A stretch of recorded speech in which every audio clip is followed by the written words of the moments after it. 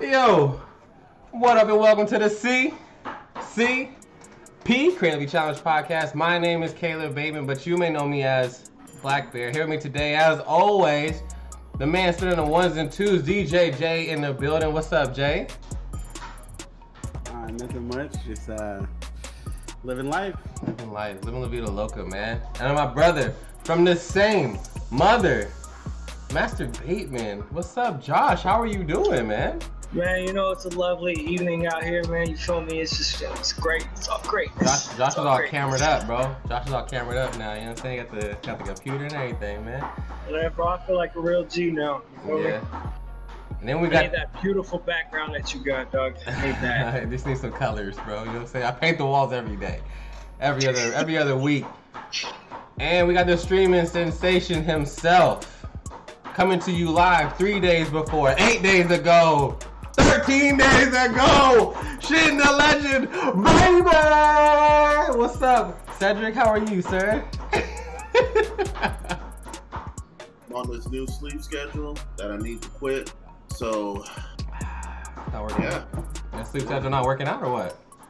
nah, man, waking up at 5 p.m. every day. Today I woke up at 7. Waking up at 5 p.m. Yeah, 5 p.m. Put in work. Yo, he's the true definition of a night owl right now. You know what I'm saying? He wakes up, sun goes down in like 2 hours, and he's just like, all right, it's time to get busy. You know what I'm saying? All right, bro. Okay. Well, you know what I'm saying? We all on different schedules. I for damn sure just woke up late as a motherfucker. I woke up at 8 o'clock today after taking a little power nap. Daddy nap, as I call him.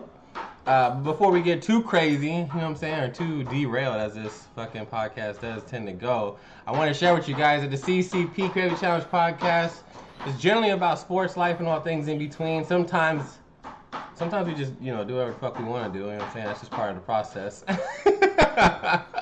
But you can catch us live on Wednesday nights around 8 p.m. at twitch.tv/blackbear. We do upload the audio and the video versions on YouTube and all podcast platforms on Fridays. Please check us out, and if you haven't already, subscribe to those feeds, man. Whatever you want to listen to. I personally listen to Pocket Cast. I also have Spotify as well, just in case I'm trying to get on the Peloton. You know what I'm saying, the Yellowton. But yeah, make sure you subscribe to those feeds, bro. Stay updated so you can get this shit every week in your motherfucking veins, bro. So before we kick things off, we're gonna do our little warm up. You know what I'm saying? Gotta do our little warm up. We're gonna stretch out that muscle. Oh, watch out! Hold on, bro. Watch your little ass, bro. Come on, look at that fake ass. You got that sleeve stuffed. I know. I gotta get some I gotta go take a protein shake real quick. Bro, I'll take my shit off right now, bro. Don't fucking play with me. Where your shoulders at, though? I'm wearing black, so you can't see it, but. Oh, that's good. You got the beard. You got the real manly look. Man, all right, bro. You know what? Keep fucking playing with me. Keep playing with me, Jay. You got a beard. You tough nowadays. Oh my God. Hey, Josh, Master Bateman. Josh been having a beard for forever.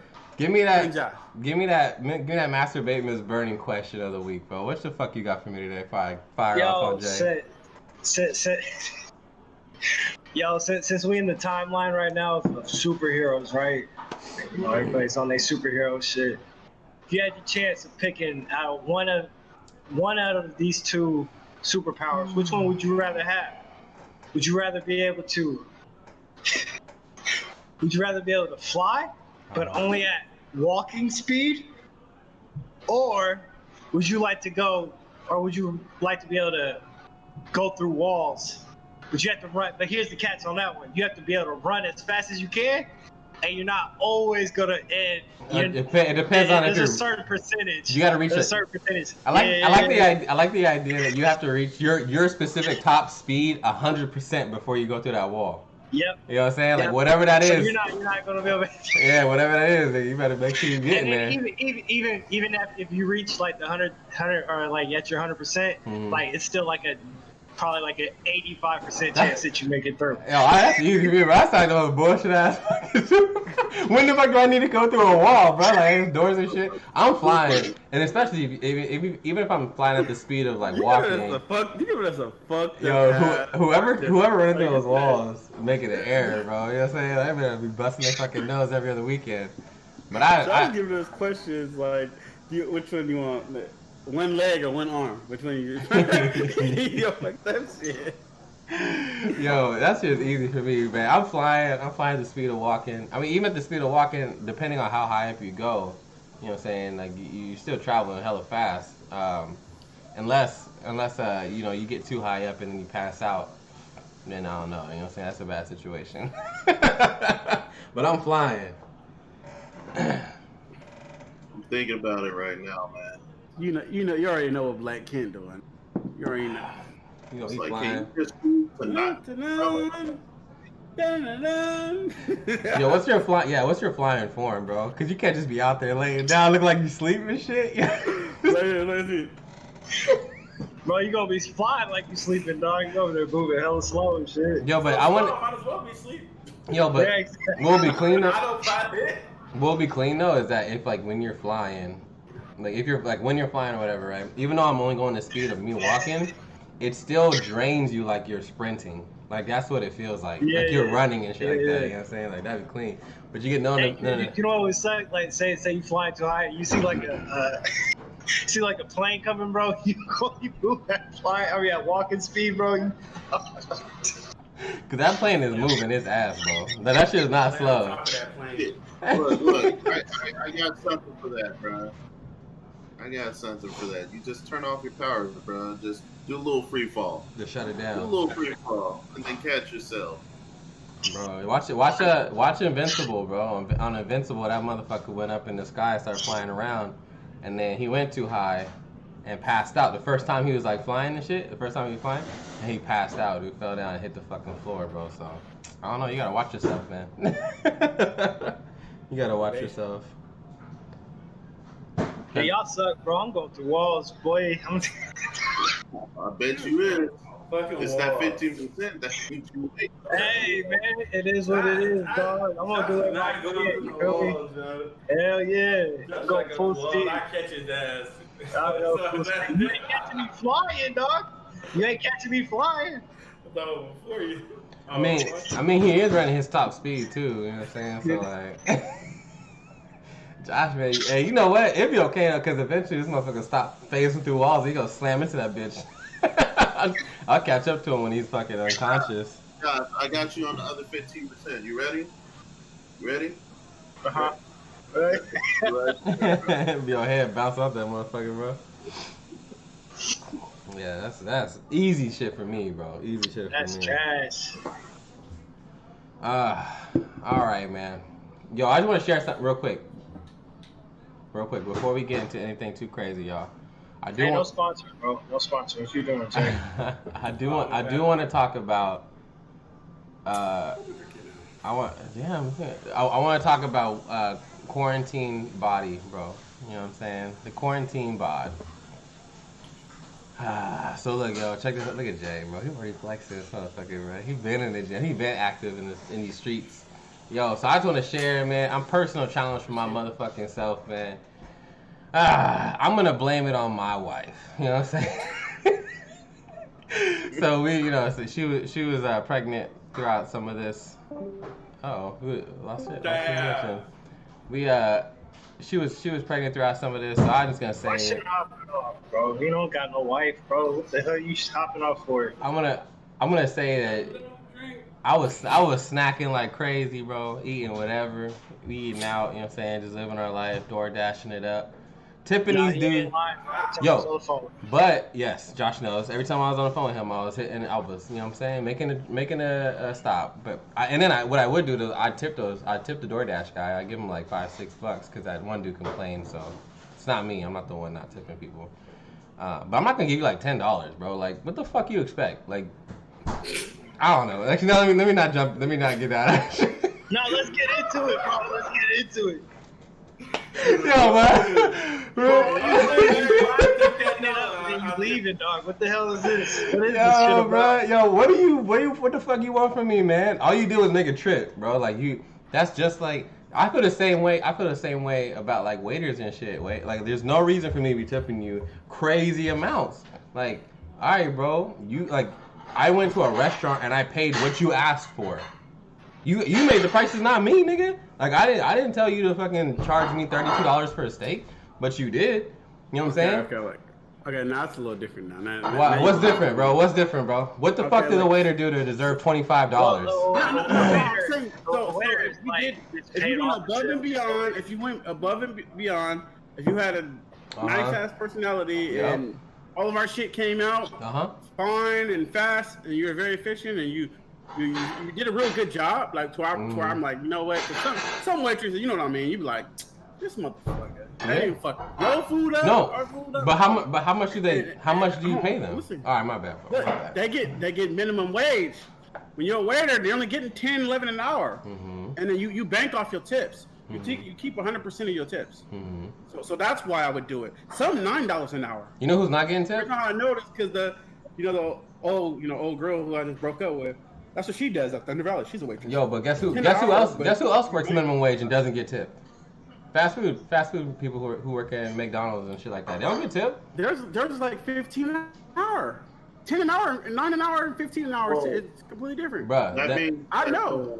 But I'm working 40 hours. Making under minimum wage. Yeah. They make under. Yeah, correct. Yeah, that's what they make under. Hey, so, y'all bugging. Technically, so they make about 9, 10 an hour. Right. You bank off your tips, just like bartenders. Get tipped. Bartenders bank off their tips too. I didn't know that either. I didn't know that too until like Weston and you know who used to come home with loads of cash. Yeah, people stripping these days, bro. Like I don't know what the fuck you think, cause But DoorDash is a whole different thing. Nah, it's all the same. It's all the same shit for me. Nah, it's all the same shit for me. Because whether you're a waiter, whether you're a waiter, you're a DoorDasher, right? You fucking work at the casino. You know what I'm saying? You're a bartender, whatever. I'm cool. I pay tips, bro. I tip motherfuckers, bro.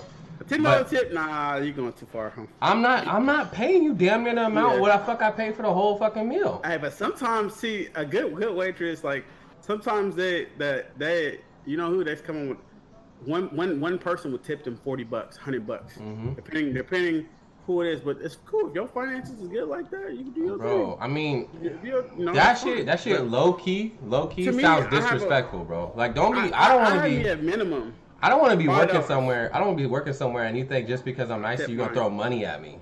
Yeah, what does that sound like? I do $5, so it depends what I'm doing. I do $5 at restaurants. If it's a bartender, it's $3. See, I don't Why? know. Because they get so many people. Bartenders get so many people. They rake it in. You're constantly giving out drinks, so that 3 adds up. I do tip a little something just because I just out of respect, because it could be it just depends if they're doing a good job. If you do a shitty ass job, you will get a goose egg. I don't give a fuck. You get $1. Yeah, bro. He'll give him the zip zero, stingy with the zeros. I look at you as I'm working. This is me. Yo, you look at him and shit while you like writing that motherfucking zero, man. Yeah, they be like fucking asshole. That's tough, bro.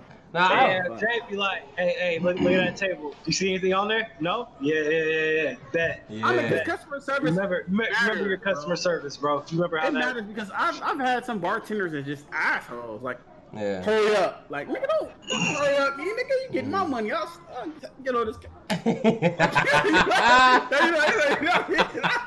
be thinking in my head, I'm like, man, look at this bouncer, 6'8" right here. Let's set it down, man. Like, I slide your shit, bro. I'm like, I'll hop over this goddamn cannon with I don't know. I think like how they're paid in general, that's a mistake. Because it is. I've seen like waitresses and stuff come up and it's like, we get a paycheck, I'm getting like $1,000 or something, and then they look at their paycheck and they're like, oh, I only got $50 because of all the tips and stuff they got. So if they don't have a good week of tips, like it is gonna do. Like, I hate to say it, you're right. It's kind of shady, because the better looking you are, the more tips you get. I hate to say it, and I'm not even like talking on some gender, you guy or whatever. I'm just saying on some real stuff. Like, the better looking you are, the people find you, the more you get tipped, and that's just how it is. Like, if I'm a fucking waitress and I'm coming to your table and Jennifer Lopez come to your table, I'm sure you go tip her more. That's just, she more likely gonna be, you're gonna find her more friendly. You're like, no, she's cool, she's on her stuff. Yo, look, check this out. Check this out, Jay. This is how I feel, bro. Motherfucker, work on your car. He a mechanic, right? He fixes your brakes. He does your tire rotation. Checks your oil. I'm done. What'd you rather have? A fucking some ice cold drink or your fucking car working? Are you tipping the mechanic? I'm giving him a Rona. I'm like, yo, are you tipping him or not? Like, come on, bro. I'm giving him a Rona and a Modelo. Yo, this shit is so wild to me, bro. I swear to God, like, yo, if you want to work there, that's cool. I'm gonna tip because that's just what we are built to do in our society, and like, it's not. Even though your fucking job is pushing your payroll onto the consumer, that's kind of shady in my personal opinion. It is but shady. But I'm still gonna pay you something. But don't be looking at me crazy because you want like the expectation is like 20% dog. I think Cedric is right though. It's the system is messed up because okay. What's messed? Well, hold on, but what? No, the system is messed up because let's just say if you do have, let's just say we've seen bartenders where some bartenders they're really good. They make real good. They know what they're doing. They know their stuff. Mm-hmm. And then let's just say some lazy, but she's good looking, and she's going home with two bands a week. You're going home with one band a week, but you work 50 hours that week. She only worked 30 hours that week. Yeah. I'm just saying, it's a shady business to scale to even have it like that. So I do agree that it's a shady system, and like how you said, they're pushing it on the consumer. That part sucks because I think some people, what's really shady is when millionaires walk in the building, people expect just because you're, let's just say if you're Kanye West, they expect that I'm supposed to give him $100 tip. Yeah. No, he don't have to give a $100 tip. Right. He can go $5 tip just like me. I feel like maybe you got millions of dollars. Yeah. That don't mean anything. That's just still earning money. Maybe it's just me. But I'm feeling like if you want to fucking raise the prices of some of your meals and things of that nature, right? Like you're that way that you can pay the staff what they're supposed to get paid. Then just do that, dog. You know what I'm saying? Like instead of asking me. Yo, instead of asking me if I can say, I don't know, bro. Like, that shit bothers the hell out of me. Because someone asked me for a tip before. Yo, it gets so... Because now, the social dynamic in that whole situation gets a little funky. Because there's expectations that are just not realistic, right? Like, people... there's gratuity where they just force you to tip, depending on the amount of people you go, right? I've seen that happen, Bro, like, this shit is out of control. Like, for me personally... receipt, Tom, you have to do 15%. I'm like... Yeah. I'm like, bro... Did I come to order meal or did I come to pay people? You know what I'm saying? I just become a mini CEO trying to pay people and shit. Like, nah, motherfucker, this is craziness, man. This is crazy. And like I said, you got a mechanic who's working on your car, right? Bring him up the mechanic, you old school motherfucker. I'm just saying, bro. Like, he working on your fucking car. Ain't nobody tipping him. You know what I'm saying? I don't know, bro. I don't know. It just sounds like bullshit. In my opinion. But I do tip my DoorDash drivers. But so before all the quarantine, right? Before I was hovering around 197, 194. I bounced around right back and forth and shit. Even then, I didn't feel super lean or anything like that. But bro, let me tell you something, man. Like, what was it? I want to say 2 weeks ago, a week ago, 2 weeks ago, 2 weeks ago. I was like, you know what? I don't feel the same way like I used to, you know what I'm saying? Let me get a scale and see where we at right now. I'm gonna record, see where I'm at. Not the wisest decision, but I definitely ain't out here going to the doctor on a regular, you know what I'm saying? Like that's just he ain't telling me, you know what I'm saying? So I jump on the scale and that shit kicked back. It says 231, you fat motherfucker. Yeah. Mind you, I'm 5'9", bro. Sometimes 5'10" on a good day, right? And I'm 231, bro. Like that is not like the same, bro. Like that shit is not the same. So for me, bro, I'm like, yo, huh? What'd you say? You bugging, bro. You might too. Oh hell no, bro. Yeah. So I can honestly say, man, like I was not pleased with the situation. So I definitely, I had to put some actions in place. And shout out to my man Jay, you know what I'm saying? Yeah, you doing your thing now. DJ Jay, the realist. We meal prepping out in this bitch.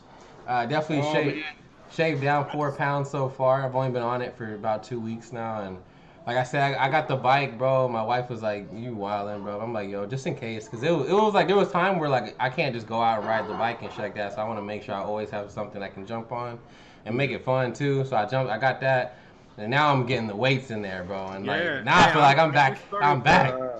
The heavy back, and so right now with this new meal prepping thing, I'm down 9 pounds in 3 weeks. Damn, 9 pounds, bro. You know what I'm saying? I gotta weigh myself tomorrow to see how many pounds. Yeah. Do you know where you started? This week. I started at like 252. Dang, bro, you was fat, nigga. Yeah. So I'm pretty much. I was an NFL linebacker. Yeah. Without the height. Yeah, thanks bro. to my 4'10" mom. You like 6'3". You like 6'3" and shit, bro. You just So I lost. So I've been losing a lot of weight, but I just bought this detox tea. I'm on my second day today. That shit is no joke. So it's one of the best detox tea out. Ain't that where you sitting there shitting all the time, bro? I feel like, that's what I thought too. I immediately thought that. That's cleansing, huh? That's a cleansing tea. It sounds about the same, bro. Detox is a cleanse, yeah. This one is a slimming and calling cleanse, all in, like it's like a hybrid. And guess who used it before? Because guess who it's made by? It's made by Gucci Mane's wife. He's a personal trainer. Damn, Gucci Mane. She put him on a diet. I was gonna say he slimmed down, bro. So that's why he slimmed all that get out. Yeah. And I see how, because it's my second day, and like, I don't want to throw my personal business out there, but I didn't use the bathroom 3 times yesterday and 2 times today already. Damn, like you're not all that. I don't know if that's like equivalent to all the weight loss, and they just like, I'm shitting my guts out, y'all. This nigga Jay saw corn in his feces. This is my second day. More than 2 weeks, bro. This is my second day. on that tea, and so everyone on her social media. I knew you were gonna say that. The results. No. You know where I got this tea from? Believe it or not. You're not gonna believe. So my sister brought this tea up because she purchased it because all my cousins, a lot of my female cousins, they be lazy as hell. They ain't hitting no gym. They ain't never doing that. None of that. And a lot of them are, they're thicker women, and they ain't hitting no gym. So far, a lot of my cousins, they done lost 5 pounds in like 3 days. Damn. And then some 7. And then so I went to her Instagram. There's people that really lost like 5 pounds 3 days, 5 pounds 2 days. It's crazy, like 10 pounds. Like people are doing before and after, and like months and after. They're showing their before and after pictures all through her Instagram. And so and now I know how. Like because I finally took it. I'm like, you really do hit the toilet. Like, and then if you shitting, bro. Yeah. Like I wouldn't be surprised. Like I would after yesterday and today, I wouldn't be surprised. If I'm in the 230 range, I should be like 236 or so. Damn. See, I would love to try out this tea, bro. But the job that I'm doing, bro, I can't be taking Josh can't be having the squirts. You can't be having the squirts at work, bro. That shit is not okay. He go down there, lift a bunch of shit. Can you imagine? I'm sitting here trying to pull a pallet, bro. It's like every 4 hours. Squirts out, bro, because it's just too much. Why you always wearing brown pants? He's like, yo, never know, dog. Look, it's so funny, bro. Josh got a little backpack. People like, oh, hey, you got some gum? Like, oh yeah. You go in his backpack. All of a sudden, some baby wipes fall out. Baby underwear in there. Tell underwear because I need to throw out the other ones. He's like, sorry, wash my wipes. Yeah, so you gotta stay ready, bro. Gotta clean up any accidents. Yeah, I don't know. I'm kind of excited because. It's been a minute since I've been motivated to, really get in there. Like I said, I didn't really necessarily feel the need to before, but now, like, I'm excited because not only is my stamina going up like crazy with this bike, like, every time I jump on it, bro, every time I jump on that shit, I'm beating my personal best. I'll be honest. Oh, go ahead. No, I'm gonna be honest. That's what's so dope. I'm gonna be honest, like, on all of us, like, most people, they want to lose weight for the wrong reasons.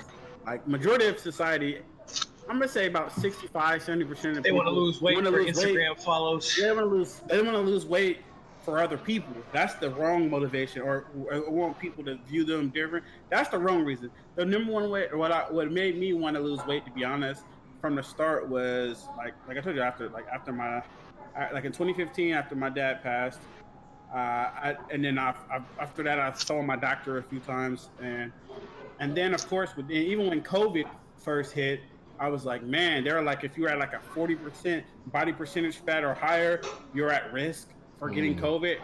Why did I remember Josh? I think I was complaining to you about this. How they're giving all my coworkers 160 hours off if you have one of the list of things. Oh, I was at 39% body fat. So I missed it by like 1%, and I was crying. I was like, I could have had 160 hours, just chill at the house and get paid. So I kind of wanted that, but anyway, like, nah, so I was like, too busy trying to get this nigga out of the house. Yeah, so every time this nigga popped up, I'd be like, yo, man, I got this time. I got this kind of vacation time. I got that kind of vacation time. Like, yo, bro, what the fuck? So overall, I just was thinking. I realized that I'm turning 32 years old, and it's just for my health, man. Like, whether I like it or not, hereditary. I'm gonna become a diabetic. It's on both sides of my family. Hereditary genes say that I'll die of some type of heart problem, and heart disease runs on my family huge. Like, that's just inevitable. My dad had like 14 brothers and sisters. Probably 10 of them, including him, died of heart problems. Damn. You know, and my dad was born with an enlarged heart. That's the real reason why he didn't make it. Similar to Gaines Adams, where you're projected to live to be 25 when you're born with that condition. Gaines Adams died at like 25, 26.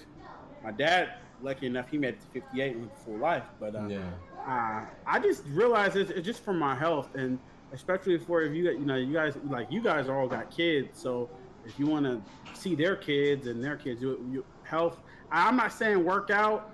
The way I usually say nutrition is 80% of it. Yeah, I won't lie though, bro. That's just the toughest part. The toughest part is trying to like kick out all that bullshit out of your diet. Yeah, you know? I be joking with my wife all the time, and I be coming down late for like the baby be crying and stuff. So I come downstairs, go get the milk and everything, and I walk past the pantry. I keep it a buck for my girls. You know what I'm saying? Like growing up, Josh. You know what I'm saying? We had some snacks, but not like crazy.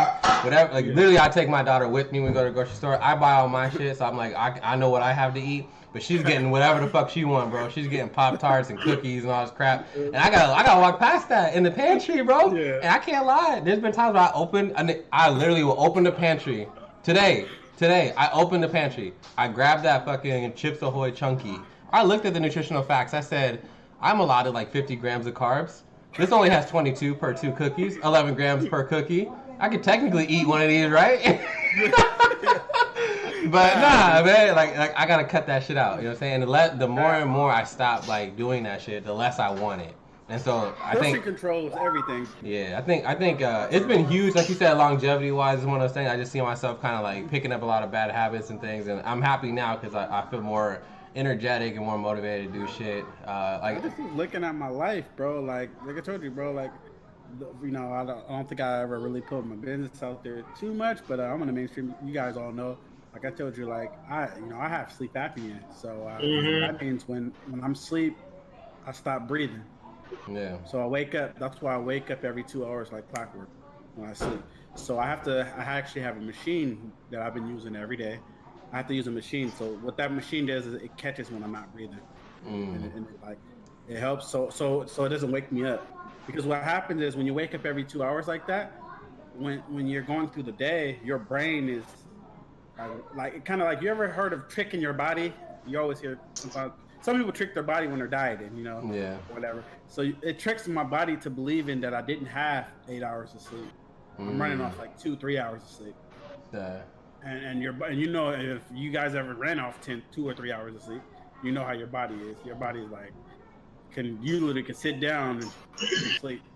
Not yet. Also, I heard like anybody who like if you're getting less than 6 hours of sleep is actually like terrible for your health too. Yeah, it is. That's the last bad habit I need to figure out. It's because I've never been one to like. I normally like even before like all of this shit, bro. Like when I was like I said 197 or whatever, I would sleep for like 5-6 hours generally, and like that's a good rest for me, you know, and I keep like the more I'm doing research, right, of all this like health and all this bullshit, sleep is one of those things. It's huge, right? And so I don't know. I'm still trying to figure that piece out. I don't know. Especially for losing weight. I think that's part of why I wasn't losing weight all those years. I didn't get my sleep machine until I was living with you, Josh.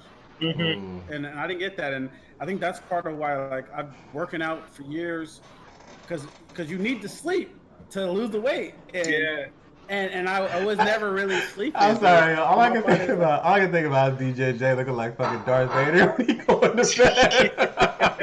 I really do. You bugging, bro. You bugging. I be looking like a fucking black ass Bane and shit. Yo, this man sets up. We got cables like going everywhere. It's like a Bane mask, but I finally found out. I bought a new bed, so not too bad. I guess like my sleep doctor said. He said, to be real with you, he said, I'm gonna be honest, it's not gonna be a comfortable journey. Yeah. The goal was to make it as comfortable as you can. So he said even put the mask on prior, maybe watch a TV show, like a 45-minute TV show, where you're kind of like used to it. I'm used to it now. I wasn't used to it when I was living with Josh, so I would go 3 days without using it and then try to use it again and go 3 days. But now he say all he wants me to do is to use it for at least 4 hours a day, at least 4, because I gotta at least use it 4 hours a day. Because like I say, I wake up every 2 hours, so if I use it 4 and then I get 2, I'll at least get 6 hours of quality sleep. Quality is everything. Yeah, my son was born with that. He had sleep apnea. I think it's like infant something apnea. I forget now. Yeah. But yeah, it's a scary thing, especially. I mean, you're asleep at the time, so you don't really necessarily notice it or whatever. But when you know, because he was attached, he had like a heart monitor and everything attached to him.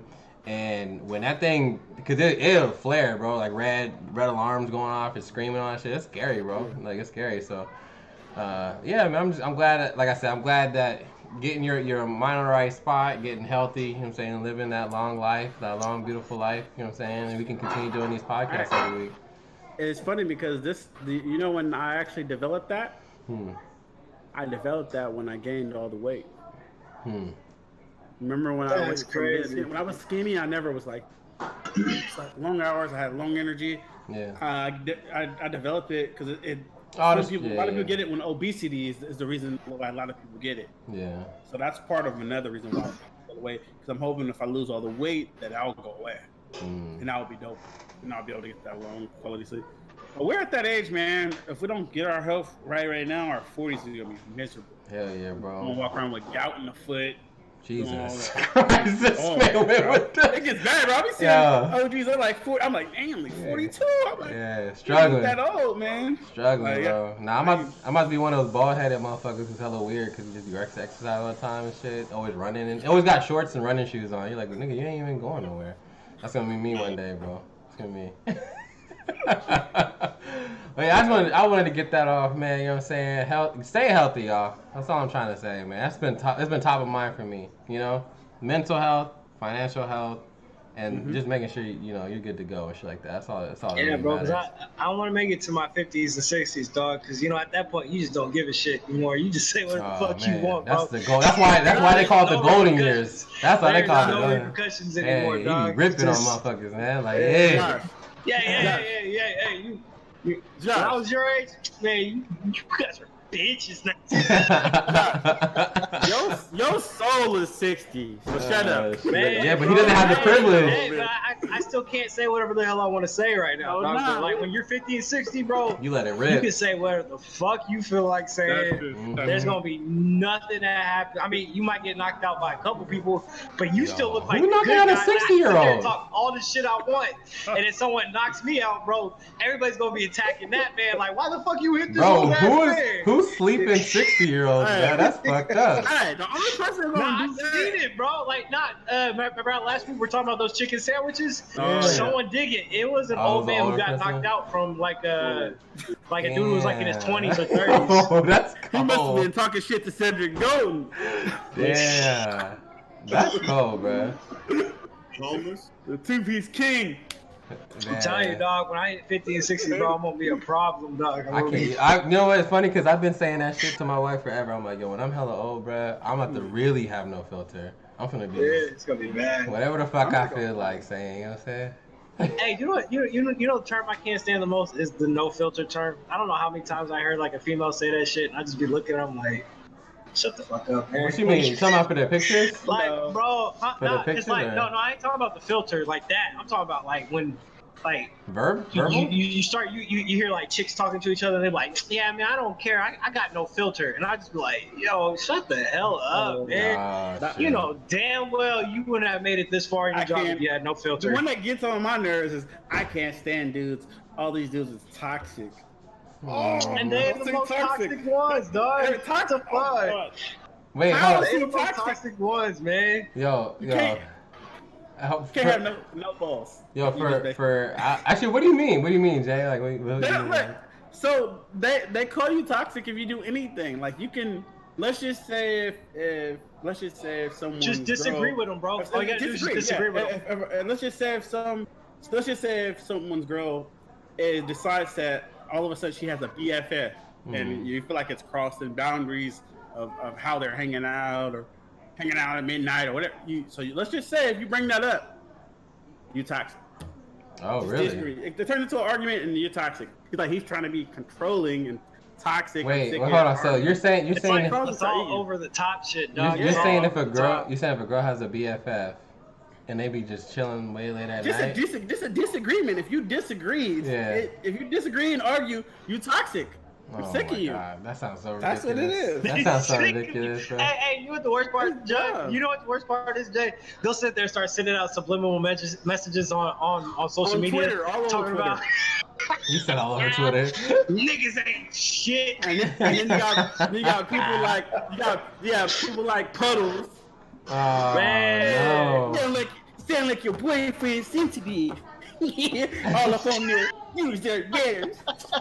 I swear to God, this shit.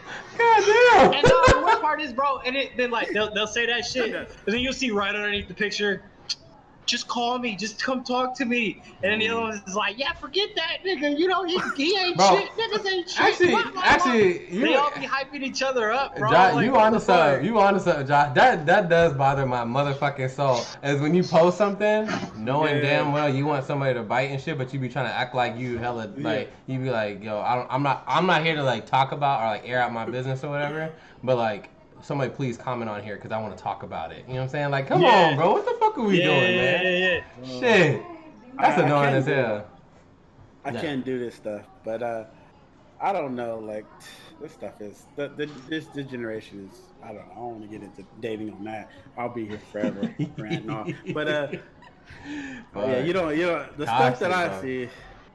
Yeah, I don't know, man. I hear a lot. I hear about a lot. This is why I don't be on social media at all anymore, bro. Cause that's like damn near my timeline. It's just a whole bunch of over the top bullshit that just keep popping up. I was like, you know what? I'm done with this shit, dog. Can't even do this anymore. Oh, what'd you say?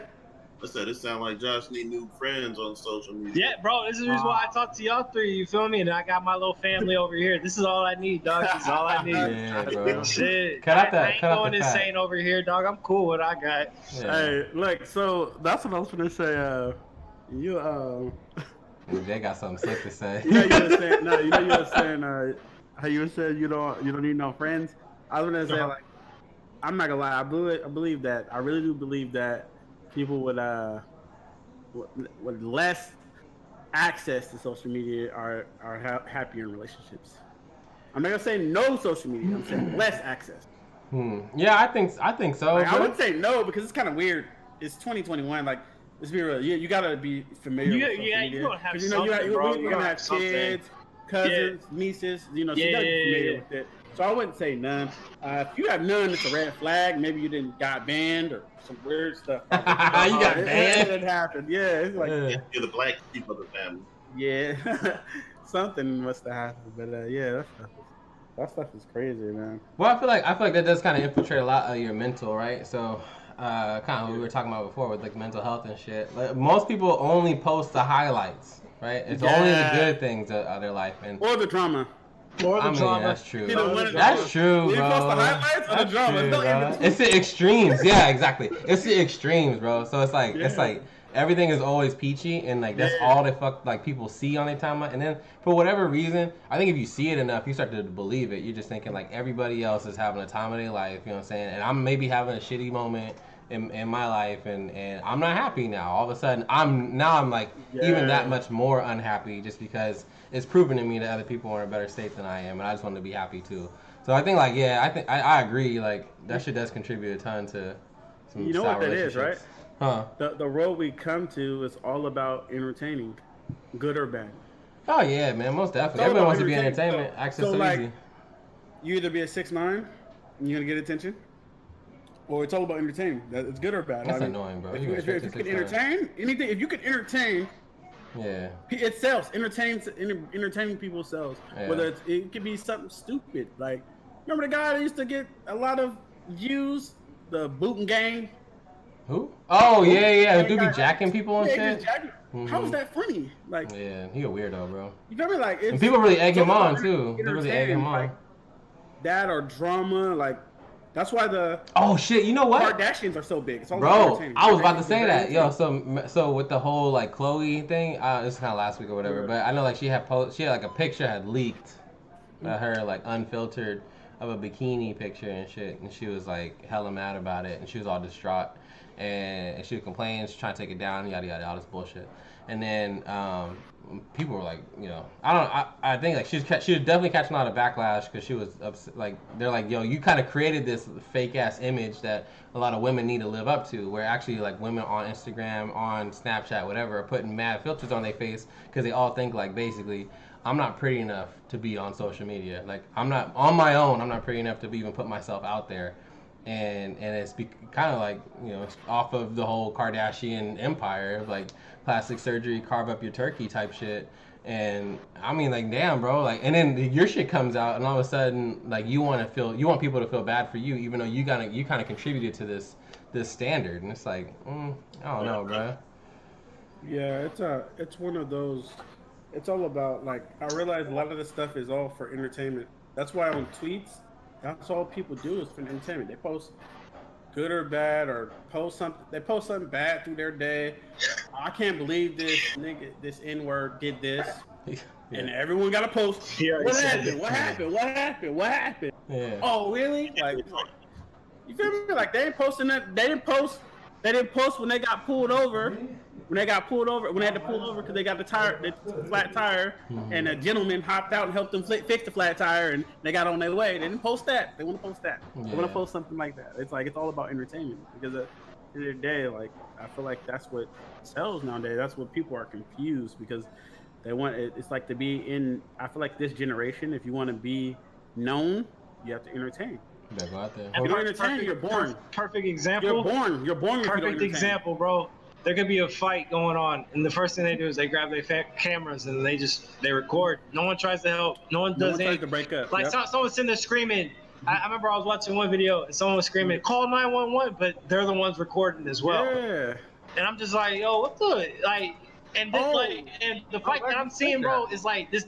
One dude has a knife and he's trying to stab the other person, and all you hear is, hell no. You recording that? Call 911. Y'all recording that? Call 911. Tripping, bro. All they're doing is recording. Just died similar to that. The older, it was an older Muslim guy. He actually died.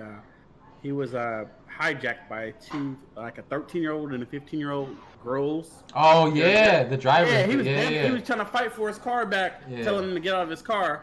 They were trying to steal his car, and he wouldn't. He's just sitting there, get out my car, it's my car. Mm-hmm. He's trying to, like, he's halfway in his car trying to, like, pull them out, and they decided to take off, and his body is like still was like stuck in the car. Yeah. So went all the way around the corner, and it caused a big collision. Mm-hmm. His body flew, decapitated. You can see it. Like, meanwhile, all these people are recording the whole thing from start. Then they run all the way to where he's at to finish. It's like, come on, bro. I could have helped the old guy. I'm just saying. Yeah. Could have at least, or like, hey, what's going on here? Maybe the girls would have took off running. You know what I'm telling? Yeah, they could have got spooked and just tipped out. So it's like that's the road it's kind of shady. But back to what you were saying about old guys with no filters. You want to know the craziest thing? They're the goats, bro. They're the greatest of all time. I love those guys, man. I love those guys. They're the greatest. One of the guys. Hunchback, bro. Just over there talking shit. And you know you say like you can't do nothing about them. Like they know. Yeah. They look you right in your eye. Yeah, You that's how I'm gonna be too, bro. I'm just gonna be talking mad shit, bro, for no reason. For no reason. Gym boys did that. Hey, pull up your pants, you little stupid motherfucker. Old guy in Gym Boys did this to me. I literally was in my work uniform, eating Gym Boys. Old guy comes. He comes. Look at this clown. Sorry. He looks. He turns around. He says, "Disgusted." Hey, what's wrong with you, Black Lives Matter people? What? Wait, all right, hold on. It's important. Was he? What was he? What nationality was he? You know what he was. Oh, bro. You know what he was. All right, now I see why old people getting slept out here in these streets. I'm over here rubbing. This is back when technically. No, I think it's right before I start staying with you guys. I'm over here eating a taco, and next thing I'm over here looking up, I'm like, is he talking to me? It's only two. You don't even get the goddamn. Three people in the building. I'm not. Like, he said, "Yeah, what's wrong with you guys?" And so then he sits down at his table and he keeps going on a rant. He's like people is something wrong with you guys. You guys are ungrateful. Damn, you should have turned out. Bro, he was trying to get under my skin, and I'm just like, really? Nah, he would have got some words out of me, dog. We would have jabbed. We would have been talking. The thing is, I couldn't do it because it's in the same parking lot as my job, and I was wearing my uniform. And I didn't want that to come back. I would take that shit off. I don't have no shirt on. Man, that's crazy. I don't know. So it's like being, like I said, what was the point? And I didn't see the point, but I was like, the guys have some issues, I guess. First off, I can't. I tried to tell my wife, I was like, I couldn't be one of those people. Cause we had like during the whole Black Lives Matter situation, even with the Asian hate situation. There's a corner near my house. Wild. That just is crazy. But there's a corner by my house where a lot of protesting takes place, and it's like a really popular shopping plaza. Like gets a lot of traffic and things of that nature. And during the Black Lives Matter, like I there's some things that happened that like it kind of bothered me, and like I don't know, it just felt like, because in our city, like downtown, like it's all bullshit that was happening, and like I saw this dude, he like walked up to him and was trying to argue and shit, and I told him, I was like, bro, this is like I truly believe in peaceful protests, right? Like I think like get your message across, things of that nature, but if I'm physically out there, bro, like I don't even know how to like argue. How do you argue against it, right? Like how do I sit here and talk to somebody who clearly is ignorant as fuck, bro, and just doesn't care and just wants to hear themselves talk, right, and like share whatever bullshit they personally feel or whatever, as if like the world revolves around them, and that shit just bothers me to my core, bro. Because like think about what happened recently, right, with that lieutenant dressed in fatigues, bro, at the gas station, right, and this shit like. And I try not to like I personally I try to keep myself educated, but I try not to indulge in this shit too often because it just fucking pisses me off, bro. I indulged this morning off of that shit, dog. Like, I saw it pop up on my feed. Well, real quick, nope, not watching that. So like the situation that I sat there and watched the whole, and I kind of want to hear everyone's thoughts on this shit, just because like. I don't know, man. It's just getting to a point where like, come on, dude. But anyways, it's a black lieutenant. He's completely in fatigues in a big Suburban. He's at a gas station, and all you hear is a police officer yelling at him to get out of his car, put his hands out the window, and to step out, right? Get out of the car. And the dude is like, basically, he's just talking back, like, yo, like, can you tell me what's going on? Like, what's happening? Can you tell me why? Can you talk to me? Can you talk to me? And the dude just keeps yelling at him. The police officer, he shares with him, obviously, he's in his fatigues, and he was like, I'm in the military, and the cop was like, I was in the military too, and I learned how to follow orders and get out of the car, yada, yada, yada. He walks up to him, basically he's just talking to him and shit, and he pulls out his pepper spray and said, well, first he threatens he's gonna tase him. He said something like you're about to get shocked if you don't listen to me or something. And then he said something about you're gonna ride lightning. Ride the lightning. Yeah, you're gonna ride lightning. Yeah. And prior to that, they actually the reason why the guy wouldn't get out the car is because they told him to put his hands out the window. Yeah. So he's like, my hands out the window, but now you want me to get out the car, but my seatbelt is on. Well, yeah, no, that happens next. That happens next because then he comes up to him and then he sprays him in the face with a pepper spray. And at this point, I think this is all of our instinct at this point, right? Obviously, it's like we want to know first off, like, why the fuck would I trust the police, right? Like, why the fuck would I trust the police? And then he goes, yo, talk to me. And then the dude sprays him in the face. The cop sprays him in the face with the pepper spray. And he says, yo, that's fucked up. He's like, get out of the car. He said, no, that's fucked up. He has his hands out the window. He said, nah, bro, like he's like, I'm getting out, but you take my seatbelt off. Right? And the cop is like, get out of the car, take your seatbelt off. He said, hell no. He said, his hands out the window. He's like, you take my seatbelt off, and shit. And then the cop is like, no, take your shit off, yada yada yada. They come in, they try to open the door and all this stuff, right? And it's a whole like that. That's basically like the ending of the situation. Like, and the other cop face. Did you see the other cop face? The other cop really didn't want to do it, bro. Because it's a bad. Hey, like, he's seen like the one guy that was yelling. Clearly is the jerk, and the other cop was like, I really don't want to be doing this. Yo, but they just riding along with it though. But isn't that exactly what happened to George Floyd? Is that you got nine cops and shit, and they all just like, this is kind of get out of control, but nobody does anything. Do nothing, bro. Like, you just be part of it, dog. Like, you can easily pull homeboy to the side. You can be like, hey, bro, this ain't right. But niggas don't do that shit. That's what sucks about those, because a lot of times, I watch a lot of cop shows, so I watch a lot of cop shows, so a lot of time it's about ranking too. Yeah. It's about ranking. No. I'm not saying I agree with that, but that's how it is. It's like, Ted, I'm sure you probably can relate more than anything because you were in the military. It's about ranking. Like your training officer will pull you. Like you said, you pull him to the side. It's like, hey, I don't feel comfortable doing that. Let's just let him go. Do the right thing.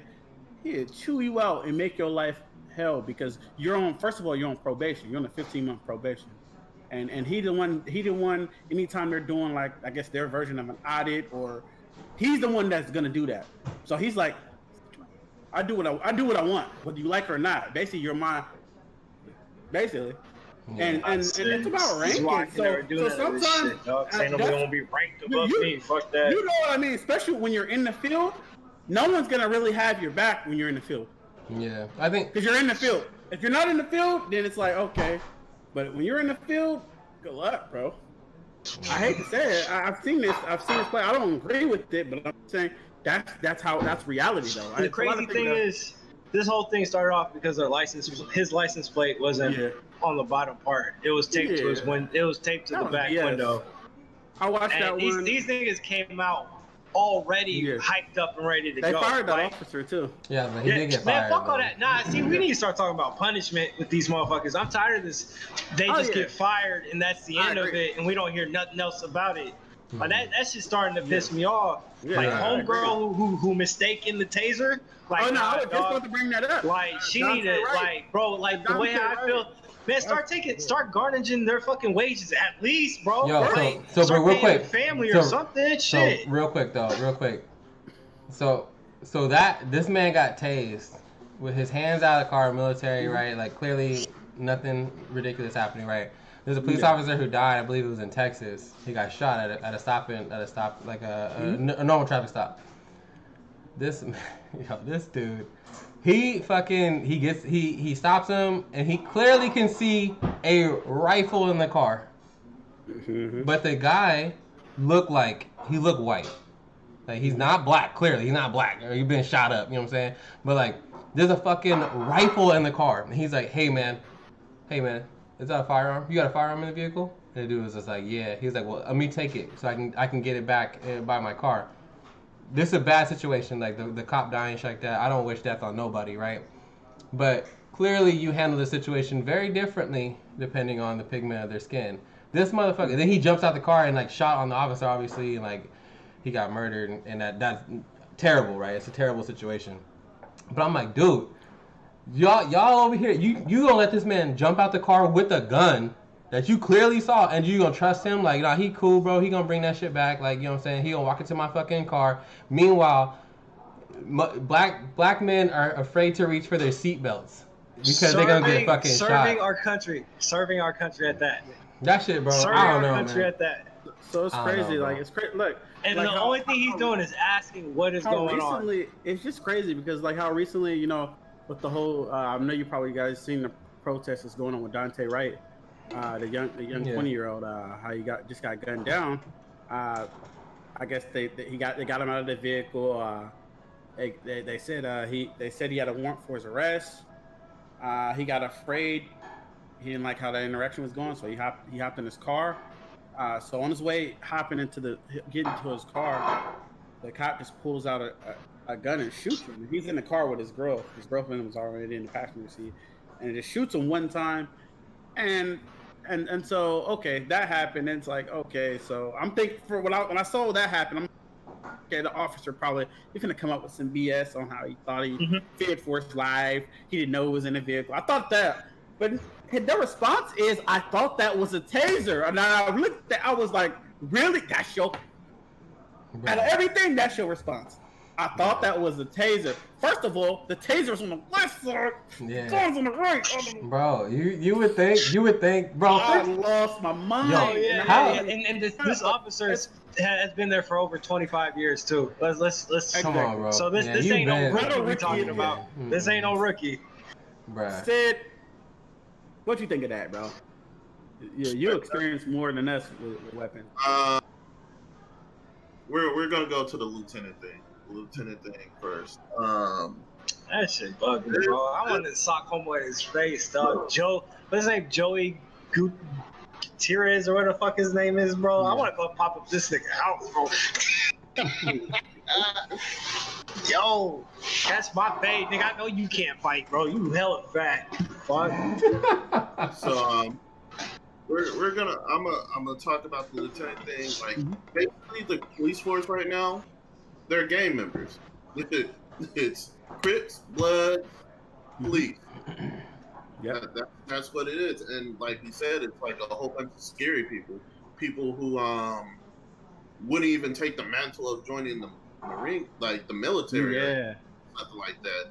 It's like, oh, and you know, like this is part of the reason why people join the military too. It's a stable job, it pays good, but like you know, you think you're above the law at some point in time, and it's like the thing is they have checks and balances about this thing, but like if you like snitch or something, or you know they will push you out the police force. Yep, it's because the code. And like you put your brothers or some shit. It's that, and like how you said, he's right. And like, okay, so when I'm in a shootout, and let's just say some bank robbers or whatever, they're shooting at us with AKs, and these are the guys that's supposed to have my back when I'm pinned down. And if they don't respect me because I snitched or they don't like me, probably not gonna give their all with saving me. Yeah. And I'm trying to get home to my wife and kids. Yeah, a shitty situation to be in. Yeah, so that's why I would never be a cop. That's exactly why. So it's stupid. Like when people like the police needs to be tore down and reformed. That's exactly what needs to happen. You know, because like we were saying earlier, people just can't get fired. They can't just. The other two people with the young 20-year-old resigned. The police chief resigned. The person is like, oh, I thought it was a gun. Resigned. And here's the thing. You said like Jay, you said it was on the left and the right side. The thing is, which hand you are, you set up your. It's your dominant hand. It's your dominant hand. So you can't tell me you put this belt together and forget what side it was. Like the 25 years experience and stuff like that. And it was like, I was pulled over, and the dude saw that I was in the Marine Corps at the time, and he was like, "Oh, you got a nice car here. Too bad it's not registered and blah blah blah." I was like, "Well, you know, this is what I served my country for." I was like, people like you who think they're above the shit, and you know, I was just mouthing off and all types of shit. And I was like, you're getting mad at me. The only reason I'm back home is to register my car.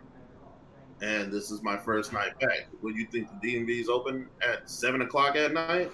No, I'm going to be with my friends. And like, they pulled me out the car and had me sit on the sidewalk. I was like, no matter what in life, I'm better than you. And I know it. Oh, damn, bro. Calm down. Chill out, bro. Chill out.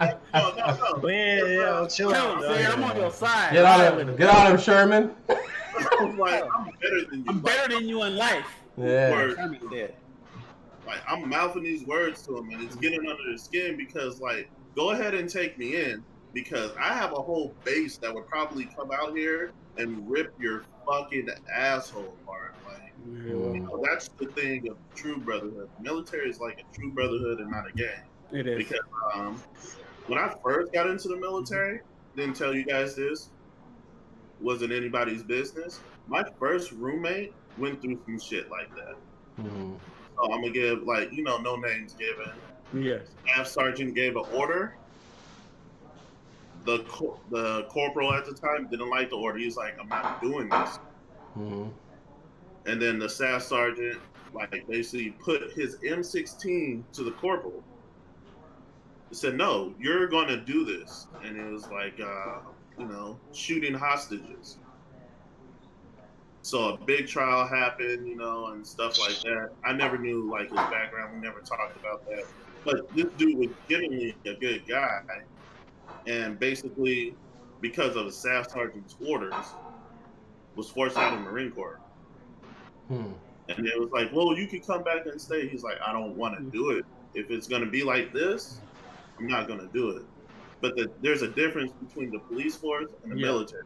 Oh, there's checks and balances there. Well, there is because the police force is more, I hate to say it, it's more of a white supremacist type gang. Well, dude, think about it. Think about who can be all right. Think about who signs up. Everything. Think about who signs up for the fucking for the police force, right? Yeah. It's like People got picked on. Going through the blood, like they're like, yo, my brother was a cop, right? Like it's like it's almost like a family type situation, right? Like how many people you think grow up in, like, you know, in I parentheses in the streets, and they're like, I'm gonna be a cop, you know what I'm saying? Like, nah, nigga, that shit never happens, right? That shit. We don't apply. I mean, there's still black police officers and things of that nature, but I just feel like they come from a different background. You know what I'm saying? Like, they're not necessarily, and like I hear you cousin about like the military, but I'm still not ready to say like I trust them neither. I think this is I think both of it, for me, the police force is very unbalanced because they're dealing with civilians on a regular day-to-day basis, and they can pick and choose because they really do have weight out here because the like normal civilian they run across, they're not armed. Like, there's, you know what I'm saying? Like, we don't have the expectation of fucking combat in that day, right? You know what I'm saying? But then for the military, there's, even recently, I think it was just like last year, of like that murder cover-up, bro. There's like people going missing in the Marines, bro. Yeah, I wasn't saying like there's a difference. I'm saying there's always that problem in it.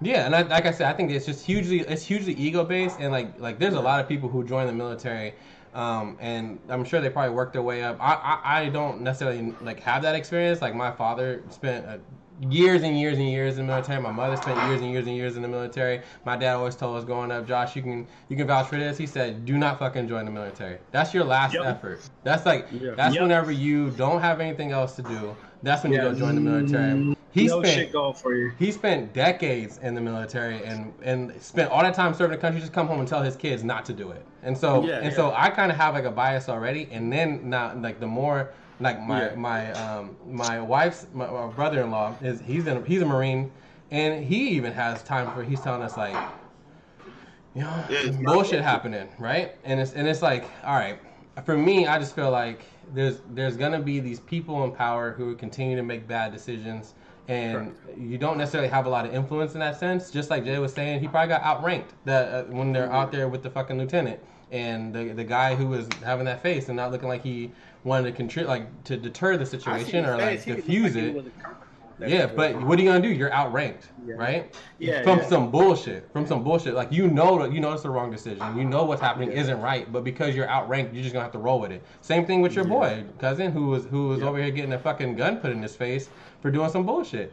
And it's people in these positions who are making bad decisions and bad influences, and it's all ego based, bro. And that's what scares me because, like how you said, if we're in the military and we get that order to, hey, we gotta do what we gotta do in this town, leave no one alive or whatever the case, whatever it is, you gotta follow that order. And I'm not saying that type of stuff happens, but I'm just saying. I'm sure it does. Whatever the order is, we gotta, and how he said, if it's not the right person giving that order, then. But you still gotta follow it. Hey, but I think if Donald Trump is still president, he giving that order. We gotta go do what we gotta do. And I'm not trying to say. You mean like storming? I'm not gonna go there. Yo, I'm not gonna sit here and say like the military is all bad because obviously America wouldn't be what it is without its military. That's the only reason why we have that type of influence over the world generally. I think that's the reason why the dollar is still it's fucking valuable today, right? Like we over here printing money by the trillions and we still holding value some fucking how, and it's because of the presence that America has across the country. But I just think like it's just unfortunate that we are in a position where people are in these positions of power and they're just it's just like old school thinking, like super outdated, like that when you think about cousin, when you made a comment right now that I don't necessarily agree with, but I think they believe full-heartedly is that I'm better than you, and that's crazy. It was crazy. I can't see the headline. Like if this podcast was to pick up some steam, first thing that popped up would be like, this podcast hates its military and police. with the marine on it. It don't matter how you know what I respect the military, this and that, but they're only going to clip the first part. They're hey, clip what you need to. The military. Clip what you need to. No, they just clip out my part. They clip out my part. Because he served military, y'all military kids, I don't know about it. Just clip out my part. Nah, dude, being a son, folks who've been in the military doesn't necessarily mean anything for me. I can't even get on base anymore. My shit's expired. But I think not for you, no. But I think that like that right there is something that we should never ever fall into. And I think like Barack Obama who said when they go low, we go high, right? I don't necessarily always do that. I can personally say like I don't always do that shit. Because I like to talk shit, I like to get on people's skin, like that shit's just fun for me, it's an exercise.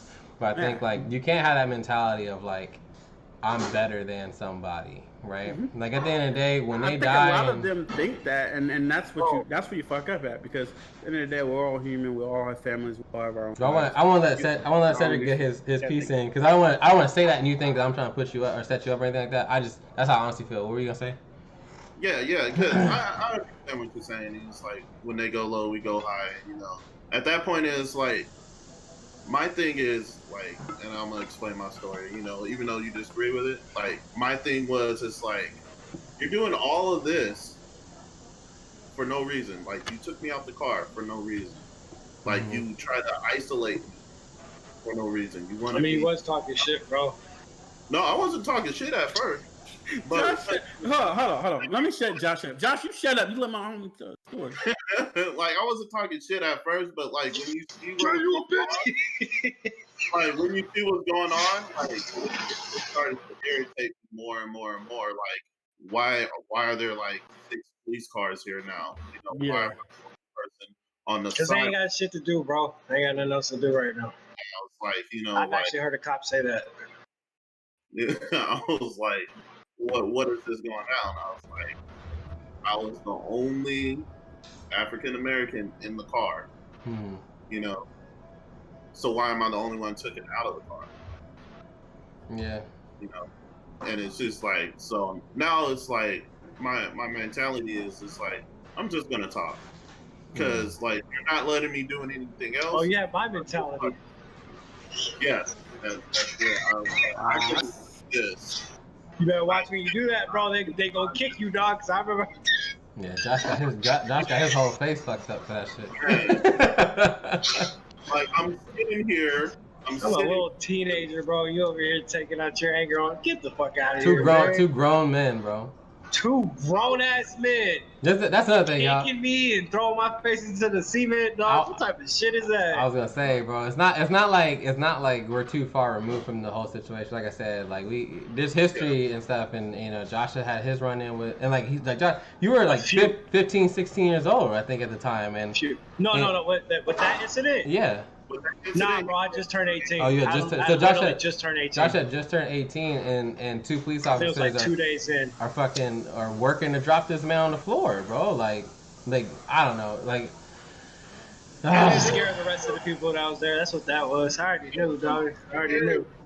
Because all that happened was, like, from my eyes, they just put their hands on Josh. Like, why? Yeah, because what happened was homeboy was trying to intimidate me, and then I stood up because I was like, nah, you ain't gonna do that shit. And that's when homeboy on the side grabbed me, and these niggas started violating. Like, I remember everything. I remember everything that night. I don't know what happened. Yeah, bro, because they came in talking, and I was irritated, and then what happened was sitting here trying to intimidate, and I was like, nah, dog, that shit ain't happening right now. What happened is Josh thought he had Josh thought that day. He didn't realize that he was black in America because they said freeze, don't move, and none of us didn't move except Josh. He said, I didn't move. He said, first of all, he said, tell me what do we do? What are we doing? First of all, what do we do? You took about one step, threw you into the wall. Boom. Yeah. I was sitting down. I was sitting down, and then homeboy. That's when he approached me. You remember it was cold that day with a hoodie, and you kept saying, "Well, first of all, tell me what I did. First of all, tell me what I did. Like you kind of like the Marine. You was basically trying to say, what do we do? Like we're just chilling here. What do we do?" And you had your hands in like me and Sid was like.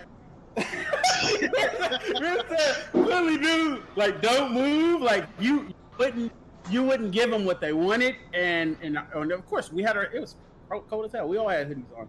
It was cold as hell. You had the hands in the butt. They were like they were like, oh my god, they're like, oh my god. They knew we were kids though. That's why they're joking around. They're like, oh my god, bro, I don't. But of course, they're just it all happens because. Someone called because we hopped over the gate. I was I think I knew who did it too. It was that car that drove by as soon as we hopped it. Because that motherfucker slowed down graffiti. And then they just kept going. I was gonna do some graffiti, so I decided to call. But bro, we were sitting there, we were just playing basketball, bro. Like, no one was doing anything. All my interactions with cops, I don't fucking move. I don't ever correct them. Because I'm wrong anyway, no matter what I say. He said I'm wrong. I know that. No matter what I say, I don't even try to correct them at all because they take that anything you say. Like, they hate me because they can't get me bothered at all. You won't get no emotion out of me. I'm like, no problem. Man, I remember I got thrown in that back seat. This nigga's like, so what gang were you part of? I'm like, bro, I ain't part of no fucking gang. How many tattoos you got? Like, yo, bro, like you just making assumptions right now. Yeah. And then he tried to say something else. I was like, bro, I ain't answering nothing else, dog. You just saying bullshit. I'm not gonna lie, bro. Me and Johnny was rolling that shit. We were rolling that shit. We were laughing at y'all. When y'all came in that courthouse. Oh, you know, hey, come on, bro. Hey, fuck that. Hey, Josh, talk to me, bro. Oh, goddamn curfew ticket. Hey, bro. You fucked up. He got out of it, though. Hey, bro. Yo. He said that Johnny's over there laughing, bro. That's the reason why we was laughing at him. I was gonna say, we went back. Y'all had community hours, and we rolled up and was like, "What y'all doing?" We were laughing. Like my mom was like, my mom started laughing. I said, it's cool. I said, but I know that was a tough situation for your mom, like no joke or whatever, because I know you guys are, mixed, and she's like, for that to happen to any mom, their son, that's a scary feeling, bro. Like, hell yeah. Yeah, she wasn't vibing with that at all. Just a thing. I didn't have no lawyer. I did my time, so my mom over here. My mom was over here. My mom was chewing me out. My mom is mad the fact that I lied to her. That's all she was mad about. She said, "When I get home, that's your ass. Get your dumb ass in the car. Get your dumb. You could have got shot, you dumb." Bro, I'm like, Mom. I said, Mom, you might as well wear a badge. At the end of the day, you on their fucking side. My mom. They was like, no, the only person who's gonna get shot was Josh. That's it. He an idiot too. What were you about to say? What were you about to say, Cedric? I was about to say, shout out for me and Kayla, for my sister who took us in that day. Yeah, we had to move, bro. We had to move out that night, bro. Yeah, and then we woke up in the morning and was on a made a journey downtown. And it's so crazy. Y'all niggas pulled up as soon as the nigga got out too. I was just like, yo, this is bro. It's crazy. Like they didn't give me no time frame. They didn't tell me when the hell I was gonna get out. They were just like, you're just gonna get out whenever you get out. I was like, God damn, bro. Like, can I get a heads up? Yeah. Nope. Bro, no. And I remember the police officer was like, he was just being a dick the whole fucking time, dog. I remember he like ripped apart my shoelaces and threw my shoes across the fucking across the room. He was like, go get that shit. I was like, bro, I don't even need shoes anymore, dog. I'm cool. These floors are comfortable. Bro, like anytime that nigga was saying some shit, I was just talking shit back. I was like, man, fuck, what you gonna do? You ain't gonna do nothing here, so get the fuck out of my face. Bro, these no correction officers are no joke, man. I'm not gonna lie there. Like the ones that work for Sacramento it ended up like the medical assistant. She's one who picked up like my shoes and shit. And then she was like, "Oh my God, where'd you get that?" Cause like that big ass gash I had on my. She was all trying to. She was like, "Are you okay?" I was like, "Yeah, man. Like, you know, your police force over here, they can't handle an 18-year-old. You know, I don't." Like Sacramento County Jail, their staff is they're some jerks. First of all, the majority of them be mad because when you work for Sac Sheriff, when you start off, before you can't even hit the patrol streets right away. You gotta your first 5 years, you gotta do your time in the jail as like a correction officer kind of. So those are people that they're trying to make a way, I guess, trying to earn a way to. And then when you do your 5 years, then you're able to get a patrol car and join the streets. Join the streets, like you said, cousin. It's a gang. It's a gang out here, so you can finally get out here and hit these streets and start fucking up some black folk, man. You know what I'm saying? That's what we be getting busy on. I swear, I'm ready for the day when this is no longer like an issue. But I mean, it's gonna take some time, unfortunately. And it's crazy because it's like so you go from like. You go from, what am I supposed to do, peaceful protests, you still get fucked up. And then you're going to give Colin Kaepernick mad shit because he's disrespecting the flag and disrespecting the military. A little black lieutenant is over here getting pepper spray in the face for no fucking reason. So, like, where's your respect there? And then y'all storm the Capitol and shit like that. And nothing happens to them. You know what I'm saying? Like, what are we doing, bro? Like, what are we doing here? I don't know what we're doing, bro. It's getting ridiculous because, like, how you said, it's getting ridiculous. I feel like the only change that I ever see that's gonna happen is like with the police force. I really feel like they're just gonna have to really like. I think minorities in general, us in general, we're gonna have to join the force because it's like 10% of us, the force. Like Atlanta has 95% African American police officers, and you hardly ever hear about stuff like that happens because everyone's like minorities. Stuff in that kind of period. Don't lie, Atlanta's low key Wakanda, bro. So it's like I think until like how you say, like when you grow up as a minority in general, you grow up either afraid of cops for several different reasons. Yeah. Some people like their family didn't get here to 1970 or 80. Yeah. And they're just thankful to be in this country, so they're afraid of the cops. Then you have a lot of Mexican people, stuff they go through, like they might have families and stuff like that that's afraid of cops. And then blacks, we're afraid of cops. We Mexican and blacks go through similar struggles.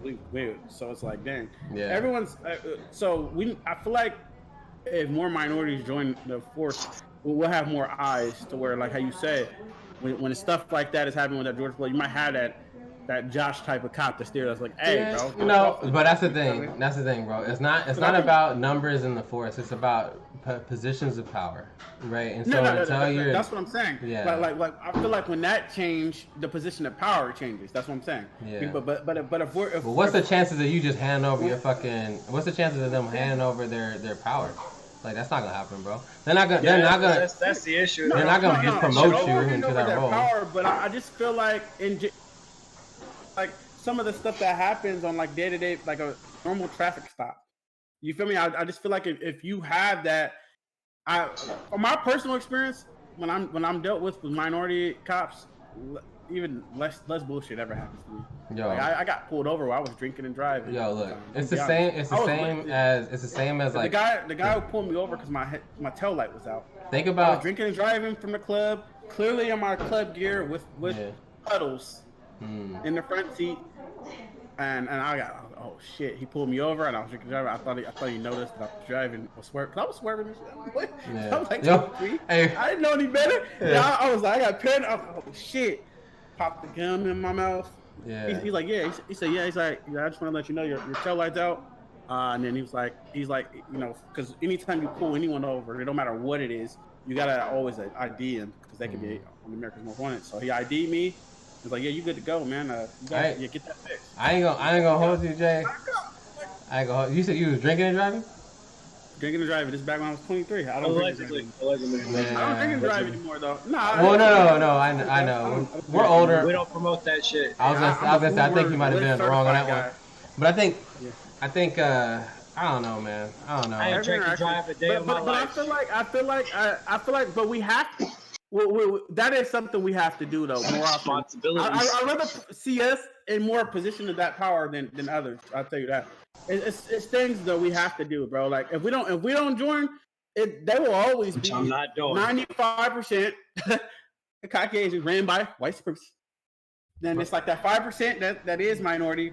You have to be submissive. I feel like so to kind of get us back into sports because I just couldn't go and not say anything about this shit, but like. So you got like the combine, right? Or how they identify black players in the NFL versus how they identify white players in the NFL. It's always like super freaky athlete, right? All this shit, and I think it's true in the police force as well. Is that like it's always like a dangerous African American, right? Or like they're or like, misunderstood, dude, or a stressed out white guy. You know what I'm saying? They call you suspicious when you're black. And so suspicious black guy. I think of the way they characterize African Americans and blacks in America is huge as far as the reason why they make the decisions they do out there in these streets, right? And so, like I said, back in the sports. I don't want to say fuck the police, but I almost do. Twitter fingers. Oh man. Just start off with Twitter fingers. You already know who name that is. Kevin Durant, bro.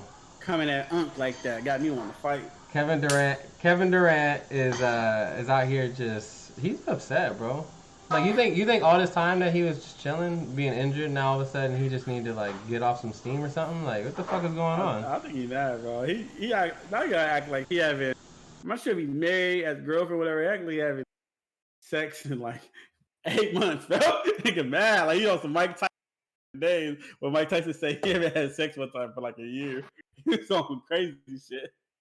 He said, bro, what did he say? I gotta see exactly what he had. To me, I think Shannon was in the wrong on this one, dog. What happened, Josh? Talk to me, bro. I think Shannon was on the wrong because I watched a certain clip, today. I just heard about this shit.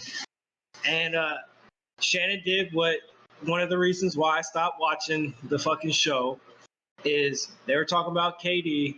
I don't know what exactly they were talking about. And of course he brings up fucking LeBron. And he decided to, compare the two. And he said, well, the only reason why he's talking like now this part I absolutely agree with. He said the only reason why KD's saying that it doesn't matter about the championships because he already won it. But yet this man went to a 73-9 team to win this shit. So don't sit here and say that it's not about the championships when you pull that fucking stunt. Yeah. So Shannon was just saying, hey, it was what was it? Oh, it's easy to sit there and say that you don't want the championship after you got it. Of course you're gonna say that shit. But then he started saying some shit like he's scared of LeBron or something like that.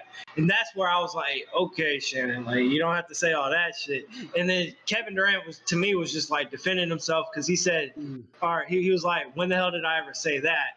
And then Shannon brings up the whole like KD's tweet about, the game not being competitive anymore because everybody's teaming up, which, that's a whole nother conversation, but that's not what this conversation that originally started. So that's the only reason why I get Shannon the L on this one, because KD approached him. He hit him with something totally different.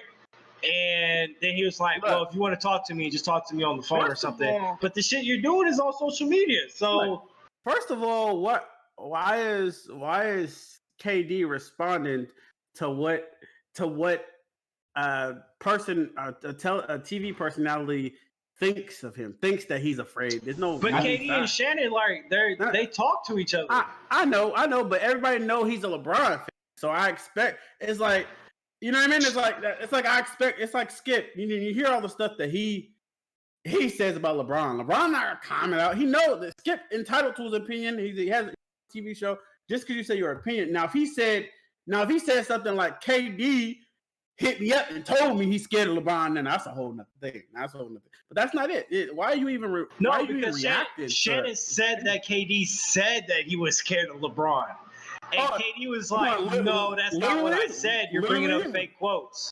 Oh, okay. And that's all he was saying. He was saying like, he was like, you lying on me right now? That's pretty much what he was saying. Yeah, he was saying, man, I don't know exactly what was said, but it was something around that.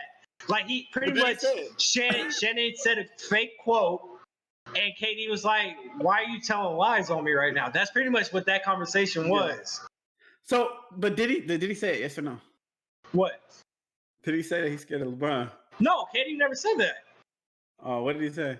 That's what I'm saying. Like Shannon said that he said that, but KD was like, "I've never said that." We'll never know. Well, yeah, like behind doors, we would never know. Yeah, but Shannon would have said that. Come on, man. but no. But even then, I'm with. If he did say it or not, you're not supposed to air that out. That's not that like, man. Didn't Shannon just sit here and drag Michael Rappaport for bringing that shit out? I wouldn't share it out on live. I'll keep that to me and him. Yeah, he did. Shannon exactly. Did. That boy. But didn't Go ahead. Who started? Like it was all on social media, right?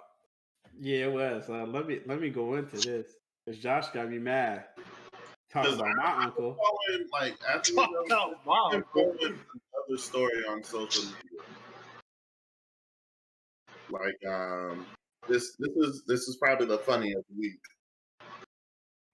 I find it so crazy that this guy KD is just, man, he's out here defending himself. He's playing more defense every week. He's playing more defense on social media than he does on the court, bro. Why are you arguing with Michael Rappaport? Everybody knows he's a troll. Nah, fuck Michael Rappaport. That boy is. I know, Michael Rappaport a troll. I wouldn't waste no Michael Rappaport. If I'm at KD, and I feel like out here, bro, like Shannon Sharp is different from most social media from most media guys, just because he is Hall of Famer, bro. Like, he put in the work. So I think like him calling out your name or calling you scared or whatever does carry more weight than I'd say like Skip Bayless or something. That's why Richard Sherman jumped on there and went crazy. But I feel like I don't know, man. Missed it. I think Sharp. Oh, okay, so that's what happened.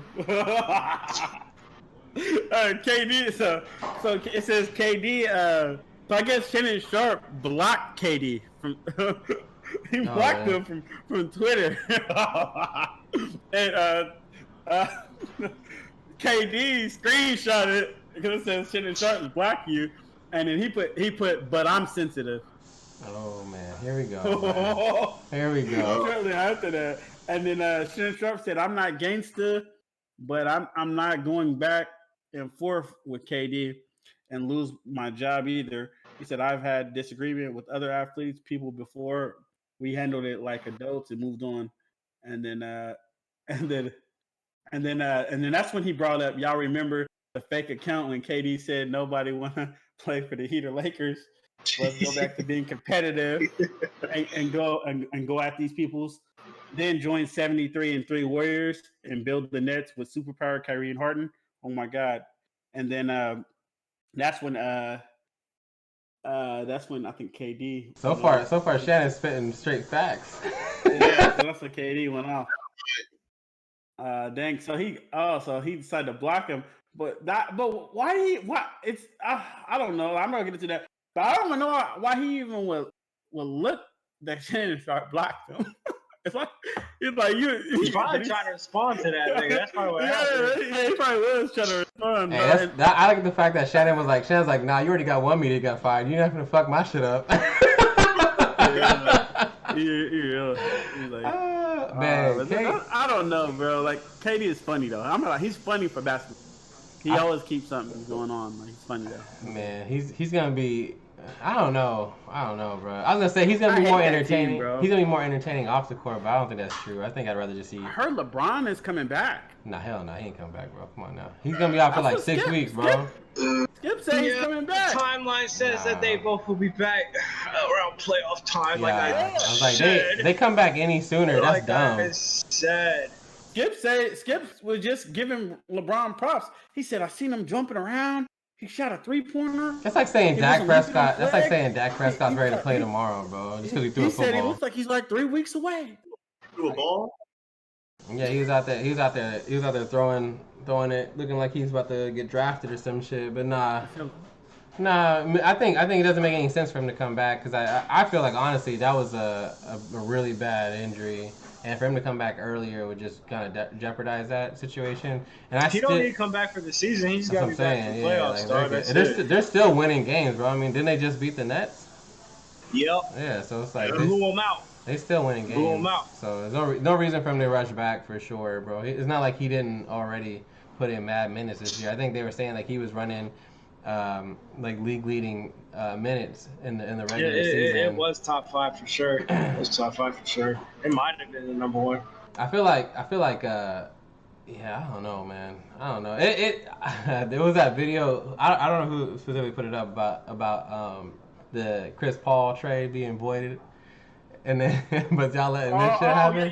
Yeah, I posted that video, Yeah, what was that, Jay? What was that? She said, y'all gonna do Kobe like this, but y'all letting all these teams come in? Y'all gonna say Chris Paul can't go to the Lakers. Remember they rejected that trade? Yeah.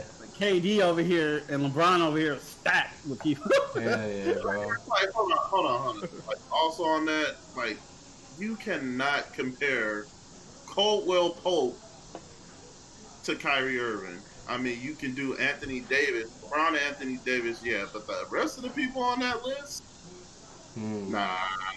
The Nets, they put Joe Harris on there. They even put Blake Griffin. He's the best 3-point shooter in the league, bro. Yeah, I think Blake Griffin. Joe Harris. Blake Griffin's still in the stage of proving himself again. You know what I'm saying? Like, he's not necessarily top dog in it. But I'm saying, as far as star power, whose name holds more weight, Blake Griffin or Joe Harris? Yeah. Blake Griffin, but Joe Harris to me is he's a more pivotal player, dog. That's the question. It's Blake Griffin. You answer the question, Joe. I already answered it. Blake Griffin's name holds more weight, but Joe Harris is the best 3-point shooter in the league. All right, that is in a different category. I couldn't hear you, Josh. That's cool. I don't care, dog. Blake Griffin. I mean, like, put Blake Griffin as a number 1 ain't gonna do shit. Like, he's cool as a number 3, as the 3rd best player. You know what's weird though is that like I feel like all these players are getting injured, even though they're on like. Could you imagine if like you're the only guy on the team? So like for LeBron, right? If he's the only guy on the Lakers or whatever, he gets injured, then obviously like the team falls apart. James Harden got injured, right? KD got injured. AD got injured, right? Kawhi is always hurt, bro. It's like, damn, dog. Are we like? I don't remember this being the case. Like Kobe would just play with a broken ass like hand. You know what I'm saying? Like he would just be out here doing this thing. Allen Iverson, I felt like wasn't always injured and shit. I don't know. I feel like you would think that you have less effort going in, considering the fact that your team is fucking stacked, right? But yet, y'all are just getting injured on the regular, bro. Like, what's going on, man? What's happening? Generation is soft, bro, because you know what it is, dog. we're just gonna sit back and let the game play out, and then we'll just play it during the playoffs. That's all this shit is, bro. This is why I keep telling your ass, nigga, I don't watch the NBA because it's bullshit for the regular season. Yeah. The only time it's good is during the playoffs. Facts. Yo, who the fuck wanna watch a basketball game when niggas, the own players don't even take the regular season seriously? So why the fuck should I? Tell him, John. You ain't gonna get no money from me, dog. Yo, it's trash, dog. That's one reason why I watched it back in the day with Kobe, because Kobe played it every fucking day. Didn't matter. God. Are you saying? Wait, so Josh, are you saying that at a certain point, like the regular basketball championships, baby, the regular basketball season is gonna be irrelevant? It already is irrelevant. What you talking about? Well, I mean, there's a reason why these niggas sit back all the time. I mean, that's true. I mean, these niggas pop up. Come on, man. Kawhi Leonard over here taking every other. What was it last year? This fool took every other game off. Like, come on, dog. Yeah, but I mean, Utah. Regular season's irrelevant. Utah has worked its way into being one of the top teams in the NBA. Same as Phoenix. Okay, are they gonna be a championship contender? Do you really think they're gonna be a championship contender? I mean, I don't know. No, they're not. That's the thing. No, bro. they're one of those fake. They're just like, hey, you remember Atlanta a few years back? Yeah. These niggas was #1 all the time in the East, and then they're one of the first teams to get blown out every fucking time. Toronto Raptors, when they had DeMar DeRozan, Toronto was one of the top teams also, and then they would get ripped right out of the playoffs too. So no, bro, the regular season ain't shit. I mean, Toronto did win. They did win a ring though. Yeah, with Kawhi Leonard, dog. I said with DeMar DeRozan, they were the #1 team in the East. But I mean, you got folks like Donovan Mitchell. You know what I'm saying? Like, okay, that's my boy right there. Yeah, bro. Like, look, like I say, man. I just got to do a little shout out real quick, you know, because I got sponsors and stuff. So we're gonna actually 6 days from now, just let y'all know MLB the show is gonna shut the fuck up, bro. Oh my god! Make sure you get that game. That game is this motherfucker. It's gonna be cross-gen. It's gonna be cross-gen platform, so I can play with my PlayStation brothers. Yo, this was Jay. Nah, bro, Jay, I'm gonna pick that game up too, dog. I'm gonna be Oakland, dog. We playing. We gonna play season. Cross-gen sports game. That's what's so dope about it. Now we playing that. That's how you know the new Madden come out. That shit look clean as fuck, dog. You know the new Madden is gonna be cross-gen just because of that. That's gonna be dope. Because you know EA is in their ways. Yeah, I'm more excited. It's crazy, bro. I'm more excited about the MLB game than I am about MLB looks dope, bro. I'm not gonna lie. The MLB Oh shit! Oh. Hey, I'm not even let me go to the casino. Let me get $400. I got you. I'm gonna buy this for you, Caleb. Hey, every fucking week, bro. It's free on Game Pass. You ain't gotta pay for it. Every week we talk about baseball, man. Why the fuck does this keep happening? Why does this keep happening, man? I ain't never gonna watch the fucking game, but I'll play the video game. The video game's always been fun. No, I gotta get the full disc game. The full disc. He's like, I got the steelbook. I got a steelbook series. Basketball or something. It said I gotta get it for PlayStation, and I gotta get it for Xbox, and then I gotta go to Caleb's house and bang on a door and door ditch. Hey, bro. Hey, what I heard, dog. Don't expect no tips, though. Don't be expecting tips from me. No. You'll get the proper percentage. You know what I'm saying? Ain't nobody tipping me. Fuck. I used to bag groceries for years, bro. Ain't nobody tipped me a fucking dime. You should get a tip for it. Nah, I'll give you a tip, all right. Out. I was uncalled for, Jay. Oh, no, not like that. Nah, you a tip, all right. No, I got it. No, I was trying to finish. Look, I'll give you a tip, all right. I was gonna pretty much say, look, can you please not bag my food with detergent? Oh my god! Can you please keep that out of there? Cause I ain't gonna lie, bro. I used to be a beast with the. That's my mom. I put the fucking meats together, bro. I put the meats together, bro. Cold with cold, warm with warm, bro. I was the shit. My mom cuts bag people out. That shit is funny, and they never learn. Yeah. They don't understand. Like when I go to the grocery store, they don't care. That's what they don't. My mom, come on, Dad. They pick on the same fucking bag. No, you understand. You understand. Every time I come here, you fucking up. I want him. He fucked up on my shit last time. I talked to him last time. My mom is crazy. You don't understand. As long as I've known her, like even when my pops was alive, check out the line, bro. She looking for the check. No, you do not whatever you do not help her pack the groceries. Don't touch that Let shit. her do it by herself. My dad has taught me this a long time ago. I'm thinking like, you with your mom, it's like 4 foot 10, old lady.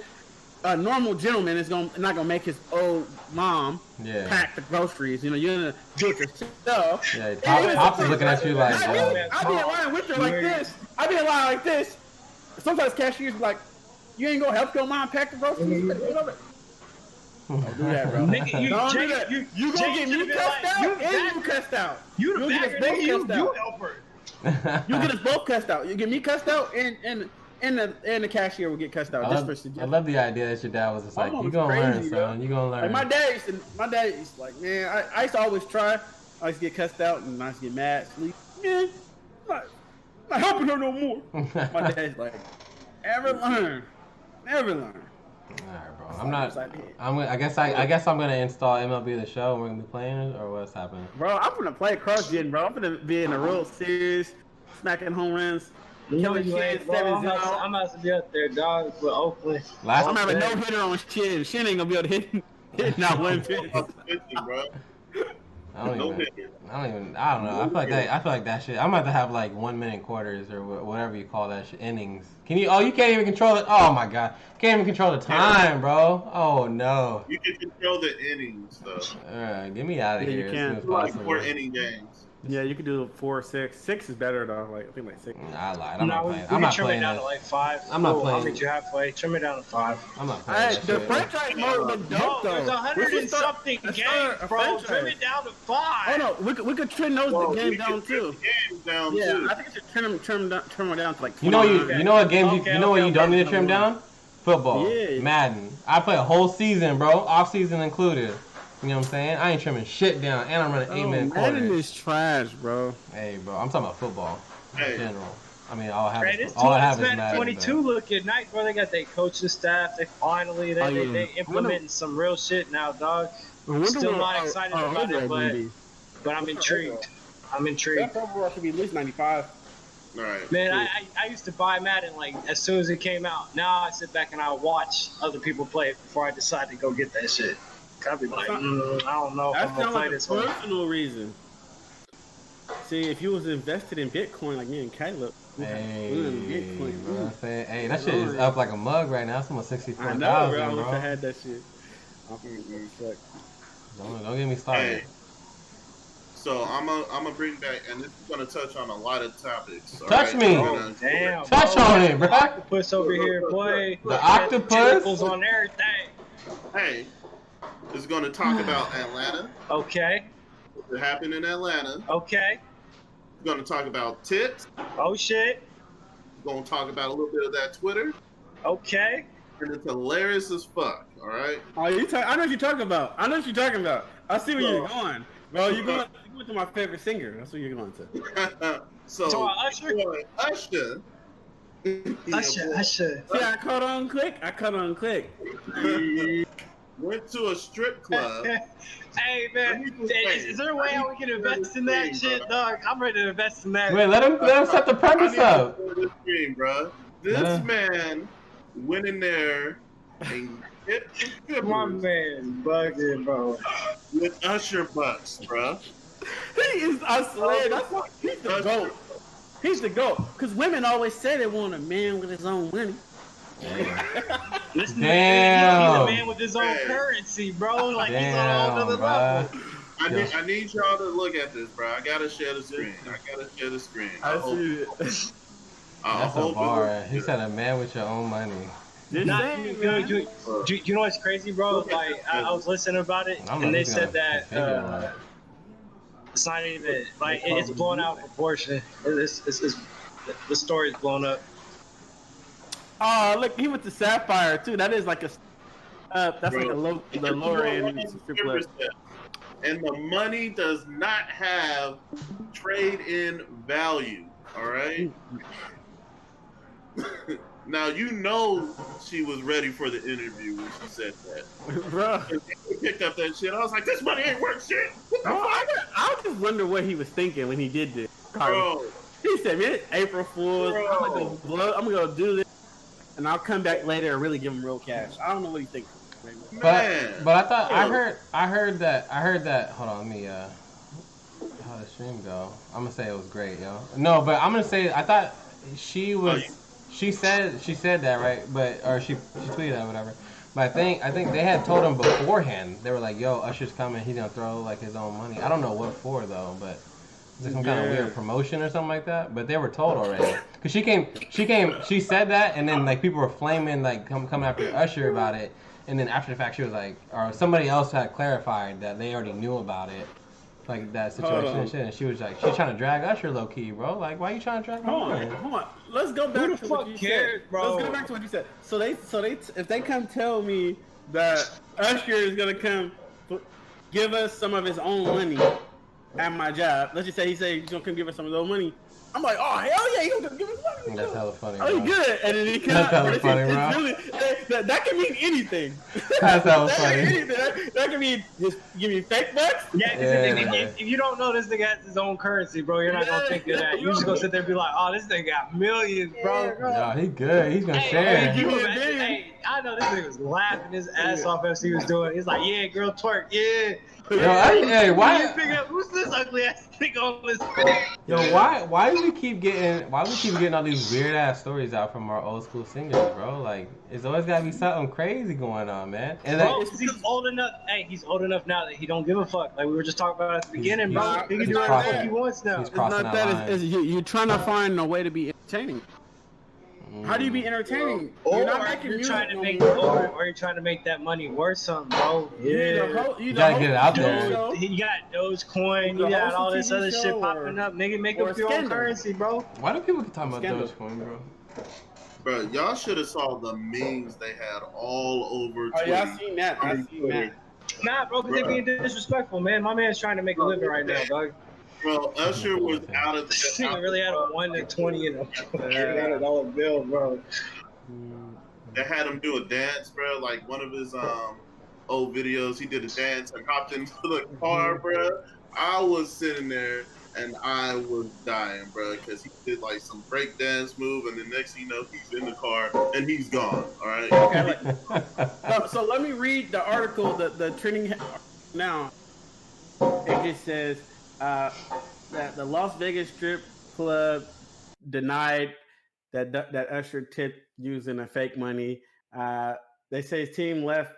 He did leave the counterfeit bills to promote, like, he's promoting his little thing. But they say he also paid the dancers thousands of real dollars. That's what I was saying. Like the story was blown out. So he kind of did both. I think it was more of a. What it sounds like is he paid real money, and then he wanted to come in and be on some like fantasy stuff and just I want to be throw my own money. And I don't know. Yeah, that's like him recording a music video and not telling nobody.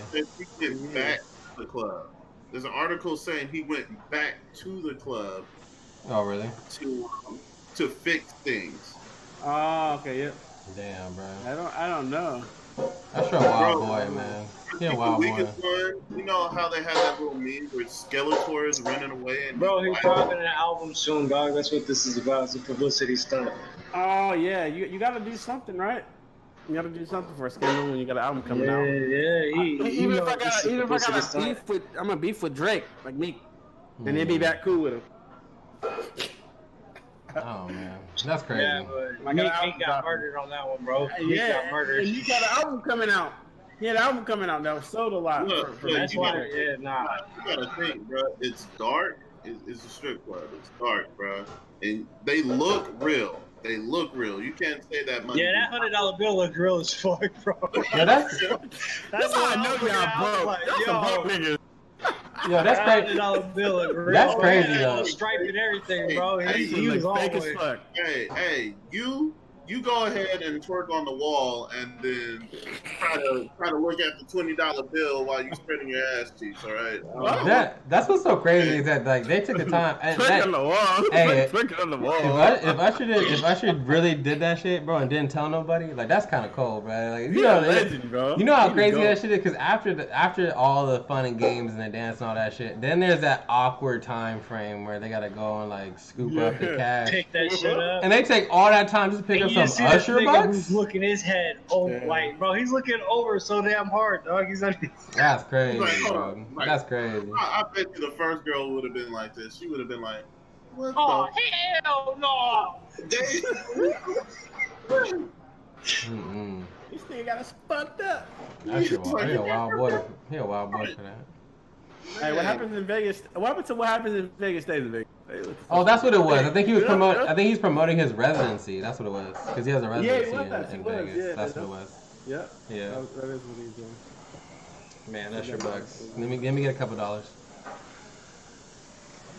What else we got, Jay? What else we got, bruh? Thing I could think of is what? Y'all trying to talk draft? Jadavian Clowney signing with the Browns. Oh man, no. Hey, we know who the most sought after team on Madden is gonna be. I mean, not like it wasn't already. Oh, all of a sudden, people gonna start being the Bucks. All of a sudden. Hey, that's facts, bro. That's facts. That's true. That's hella That's facts, true. bro. I know our franchise shouldn't be the Bucks, bro. We get first dibs on all of our teams because nobody like our. Well, my team is one other person. We usually split. Well, that same person joins. Bruh, that's Really, I should be getting dibs, but I don't got nobody backing me up. So. Nah, bro, it's every man for himself. You a grown ass man just like him, dog. You guys can battle it out. Y'all play for it like you guys did last time. You know what's crazy though? It's like once again, like I've been saying, is Houston's one of the worst franchises in the history of I don't know how long. But then they drafted Mario Williams over Reggie Bush, which I don't know if that's necessarily a bad decision. Hold on, But hold on. No, Let's name all the dope players they drafted. Bro, I mean, What's his name?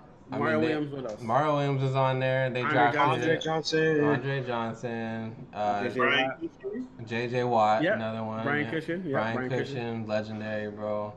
I still think David. I don't put Cushion in that category. I think David Carr was nice, bro. But like I said, his offensive line has been garbage. They never protected him ever. He's the greatest running quarterback of all time. All right. He didn't run nowhere, bro. He got sacked. Hey, I love that commercial, bro, where they just shows the center and him, nigga. Hey, man, just know that They got Jadavian great Clowney. things can happen, though. Great things can happen when you get sacked. Facts, Because bro. I mean, didn't they draft? My offensive coordinator just won the Super Bowl. So Didn't they draft DeAndre Hopkins, bro? Yeah. Yeah. Didn't they draft Will Fuller? Yep. I mean, come on, bro. Dante Robinson. Bro. Yeah. Oh my God, Robin. Oh my God. Yes. Dante Robinson was a nice ass player. Yo, this. How do y'all say? I mean, Hey. Which Dante? Dante. I think Dante, it's the Dante corner. Robinson. Number 23. Number 23. Oh, okay. Yeah. Okay, because I'm thinking of somebody else. Bro. I mean, I remember that one game where he got torched and he was like, "Don't worry, I got him the next play," and he just picks him off the next play. I was like, "Oh shit, bro!" That. They drafted Jadavion Clowney. They drafted Jadavion Clowney. I don't but think he's that great of a player though, bro. But so that's the thing, bro. It's like apparently because he was like a top pick, right? But he hasn't had a double-digit sack season in his career. But he's like outstanding. Great run defender. Against the run. Great run defender. So I mean, there's a lot of value added, and this is one of those things I'm like, I just don't get it, bro. Like, how does somebody like Jadavion Clowney sit on the market for so long, and then he signs for up to $10 million with incentives including? But who's putting their bids up? You know what I'm saying? Like, you would think most teams want to bring on a talent like Jadavion Clowney for at least like a little $10 million deal. You would imagine. Yeah. So then they also drafted Dwayne Brown, offensive tackle. No, I like Dwayne Brown. Dwayne Brown was nice. What did their tackles actually do? I was like, oh. No, Dwayne Brown was nice, bro. He actually made the Pro Bowl a few times, dog.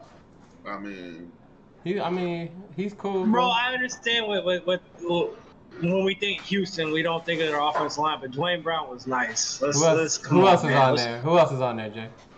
Jason Babin. Trash. Yeah, nah. Will Fuller. Yeah, Will Fuller. Yeah, we like that one. It's like noble picks from the Houston Texans. Are we gonna say Deshaun Watson, bro? Are we gonna bring his name up, or? Ooh, man. We're gonna act like. I mean, I'm only talking football, bro. I don't know what he does off the field. That has nothing to do with me. You know what? I'm not. Ben Tate. Deshaun Watson's one of them. Connor Barwin. Nah, okay, all right, we're off of that. I was like, yeah, we reaching now. It's only getting worse. Yeah, we reaching now. Hell no. We gonna say, cousin? What about Zach? Oh, DeMarco Ryans.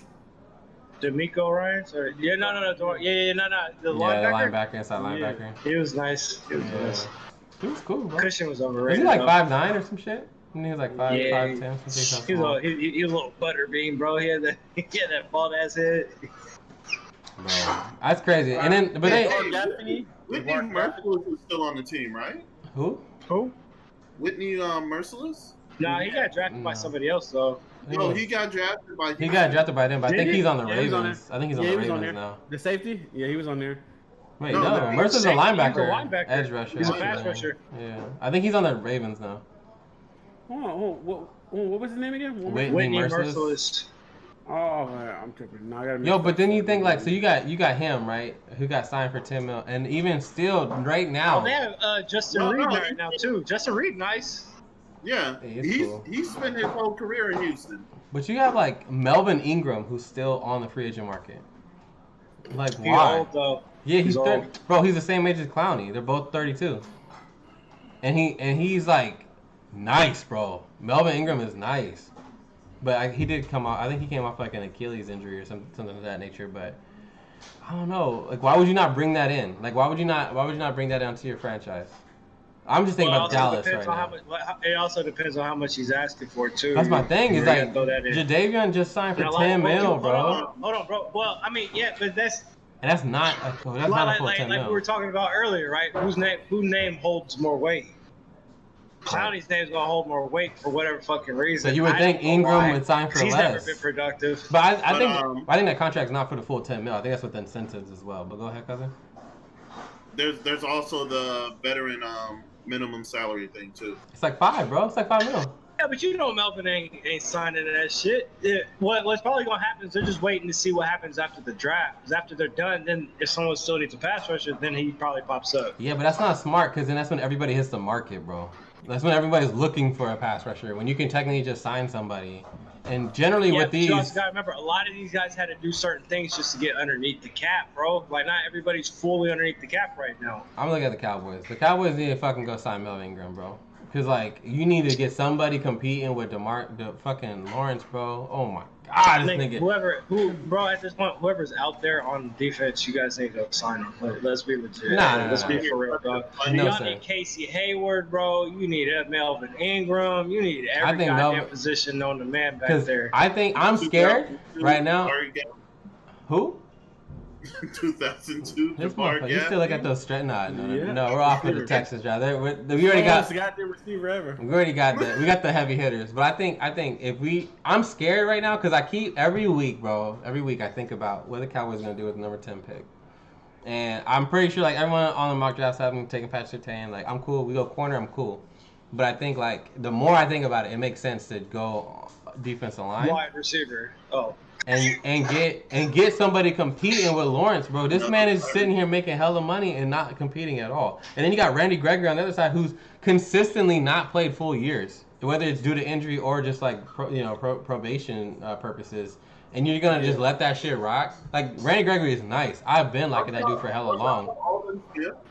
No, he's not signed right now. He's testing the market. But I think you need to get somebody in there who is like. Once again, you need to get like a defensive tackle, bro.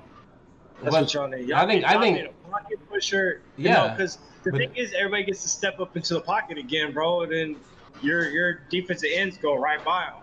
No, I think pocket pusher. I think we did well with Gallimore, and Hill was actually playing really well last year. And I think that we actually will go defensive line later in the draft, but I'm scared with those edge rushers just floating around at that number 10 pick. If we trade back, I'm okay with that. But I keep thinking, bro, if they pick somebody, I'm convincing myself that we're gonna fuck up. They're gonna draft defensive line, get an edge rusher with that number 10 pick. I'm gonna be fucking tight. Even though I like a lot of the edge rushers right now, but I don't know, man. I'm nervous. Just go sign Melvin Ingram for whatever the veteran minimum is. Bring him into camp. I know it didn't necessarily work out with McCoy. Agree to that, bro. Bro, Yo, here's the veteran minimum. That's what I bet you. How much want to bet Jadeveon Clowney just signed for a veteran minimum plus incentives? That's basically what they signing for. When we come up with an Achilles injury and you're sitting around jobless for this long and you still want to play, I think there's a negotiate. There's a deal to be made. Some people would rather retire, bro. Some people would rather retire. I don't believe that, bro. You gotta at least shoot your shot. That's what I don't understand why these deals keep taking place and they're getting small deals with like big names, and it's because I don't know. I just feel like they're not picking up the phone and making that call. Wait, so what teams are we talking about? Are we talking about Super Bowl contending teams? Because that's not what you guys are. I'm just talking about teams in general to get better. Like Jadeveon Clowney went to the fucking Browns, bro. Why are you so hardcore, man? No, but you also gotta understand. But what I'm trying to say is Jadeveon Clowney went to the Browns, Sorry, bro. Like when Aaron Rodgers retired, you will no longer be a playoff team. I mean, you could try to say that, but people said that about Brett Favre when Aaron Rodgers came in. So, to me, we probably just drafted another Super Bowl quarterback.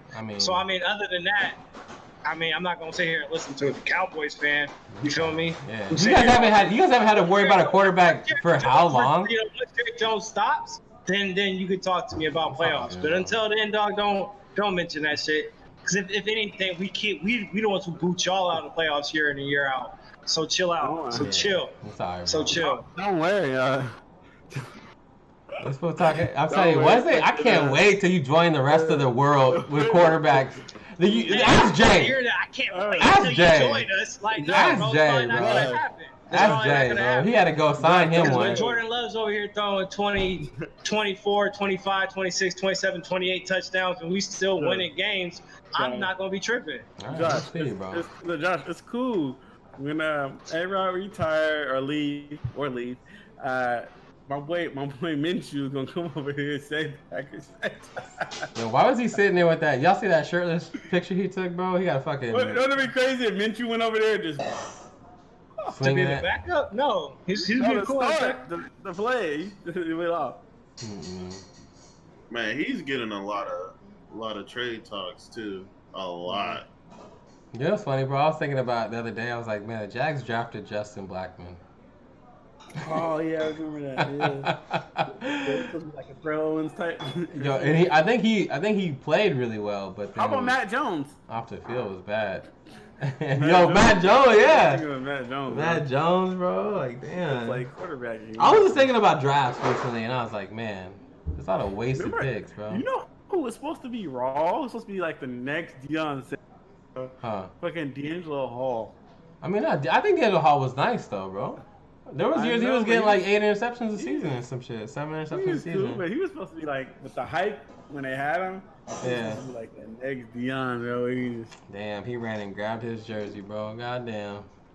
Josh Cameron froze. Yeah, I think Josh is frozen up. Yeah, he arguing with himself in the corner. Bringing up some hurtful stuff there, man. I know. I was just thinking about that shit. I can't lie, bro. He was like, bro, there was one game. It was a shootout game, bro. We were playing against the Rams, I believe, and both their wide receivers had like 8 catches. Both of them had 200 yards, but Justin Blackman by himself had about 14 catches and 300 and something yards and 3 touchdowns. When he was playing, though, he was doing his thing. Alcohol is a hell of a drug, you know? Damn, bro. Yeah, that's crazy. That's crazy. Squandered careers, man. That's some wild shit, bro. Tell me, Cleveland. I think Cleveland got me thinking about that. Like, every time he stepped on the field, he was an impact player. Yeah. Period. Most definitely. Y'all want to talk about y'all receivers, bro, coming out this draft? What you thinking? You guys go ahead on that topic. Gotta look him up. He like, who I like, bro. It's all right, Jay. It's all good, bro. Don't even worry about it, man. I think. All right, you're on the clock, cousin. Bro, if I'm talking about receivers, man, I think I'm not. I was just talking to Josh actually the other day about this shit about the Alabama receivers. I'm not necessarily that big a fan of Devontae Smith like a lot of people are, but I think I am. I think he's too small. Jalen Waddle, bro. I don't. Jalen Waddle is probably the number 2 receiver in this one. You got Jamar Chase, probably number 1 for sure. I like Devontae though because I like his ability, how hungry he is. He remind me of he has that Steve Smith type of factor, Deshaun Jackson type of like when he very first came in. Mainly more like Steve Smith to me because he's like hungry. So and I think him being undersized, he has a chip on his shoulder. So I think with the right scheme, with the right team, I can see him going off. Like if he end up going somewhere where like if he ended up on the Bills or anywhere nice where on the Vikings or anything like that, I see him being that type of pick where he has that chip on his shoulder. He's the underdog. Like I know he's only 5'9", but most 5'9" receivers do have chip on their shoulders. He is 6'1". The undersized thing is the weight. Yeah, the weight don't even better. That's even better. I wouldn't classify him as a Steve Smith, like the hungriness maybe, but not like size. Nah, so it's even better because if he's 6 foot, that's because weight and muscle is something you get like that, especially with NFL pros. They're gonna get him stronger. So so he'll be fine. He'll really be fine. Because some people have Devontae like up there. For me, like I said, I got Jamar Chase as my number 1. Then I got Jalen Waddle my number 2. And then for me, number 3 is gonna be Rashad Bateman. Josh has been touting, he's been pushing that shit, and I'm like, all right, bro, had to look into him. I'm buying in, right? Number 4 is gonna be Kadarius Toney from Florida. I've been saying that motherfucker's fast as hell, bro. Like I didn't realize like how quick he was. But he's a beast. That's just what Florida does, though. That's such a fast-paced offense for sure. And then for me, number 5, who's low-key one of my favorite receivers, like in this draft, and I really hope like I'm probably gonna watch his career and how it goes, no matter where he drops. But Elijah Moore from Ole Miss, that's my guy right there, bro. Talk about like a route running technician, man, coming out of college. He's like their number 1 receiver, and then you were mentioning with Devontae Smith. I think like he benefits a lot from Waddle and just overall like the talent that Alabama brings, the run game and things of that nature. So he really benefits, I think, a lot in that situation. Elijah Moore and Ole Miss is like their number 1 go-to guy. He's able to separate on a regular basis, and he's just nice, bro. Elijah Moore. So I'd say Jamar Chase, Jalen Waddle, Rashad Bateman, Kadarius Toney, and then I'm gonna go Elijah Moore. That'd be my top 5 for sure, bro. Go ahead. I like how you went with the smaller wide receiver. Because I was looking at the position rankings and they have Rondale Moore up there in the top 5 at receiver. Yeah. My thing is, he's explosive, no doubt about that. But the injury prone thing. Did you So in his 2 seasons of college, he's only played 7 games. Well, what I found is that like, and I don't know, like maybe this is just something that's happening more and more recently, but I feel like there's so much injuries taking place like these days. Like majority of the cornerback class this year, they all have injury history, right? Even the same is true for a lot of the the defensive ends. In this class as well, like injuries has just been taking place over and over and over again. I feel like sometimes you gotta take that gamble. And for me, like he's not like I wouldn't say he's like a top, like a number 1 or first rounder for sure. I actually don't think there's a lot of first round talent in this draft class. I think once you get Jamar Chase and Waddle off the board, then you're pretty much outside the first round. But I think like a second rounder on someone who that potential is there for you to make something really pop and really happen. I would be comfortable spending a second round in that sense, because I think like same is true for like I said, Caleb Farley with his injury history. I think he might potentially fall out of the first round as well. But I'm cool taking the gamble on that, bro.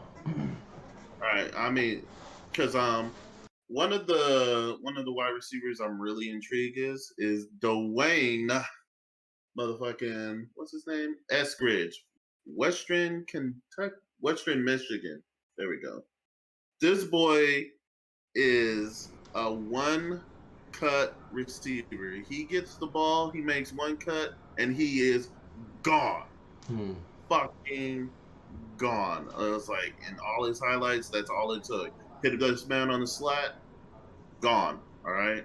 Like he has explosive capability and like putting him in the slot. Like he's anywhere. He can play. He can play the one. He can play the slot. Like you put him in the backfield. Like he's an all around player. I'm gonna watch him. Like I want to see where he goes and like because his speed is tremendous. Like literally, if he gets that one little lane, he is gone. He has outran like everybody I've seen on tape so far. Like, there was one he on a screen. He hit one cut and had the lane, bruh. I swear, if angles wasn't a thing, this dude would have never caught him. I feel like there's a lot of speed coming out though this year. Like I don't know what it is, but I just feel like there's so much speed coming out this year for the receivers. Yeah, that's ridiculous. These boys are getting fast. Too fast. Like I'll be like, yeah, speed is everything now because you know you got your linemen are running 4.6s, 4.5. I'm curious though, cause Josh was saying though, like with the pro day and how they're tracking those 40 times. I really do wonder if like maybe there's some buffoonery happening. I mean, if we have buffoonery, like a 4.7 is not bad. No, that's true. For a lineman at that. Can you imagine a 300-pounder running at you full speed? Bro, that's what I be thinking.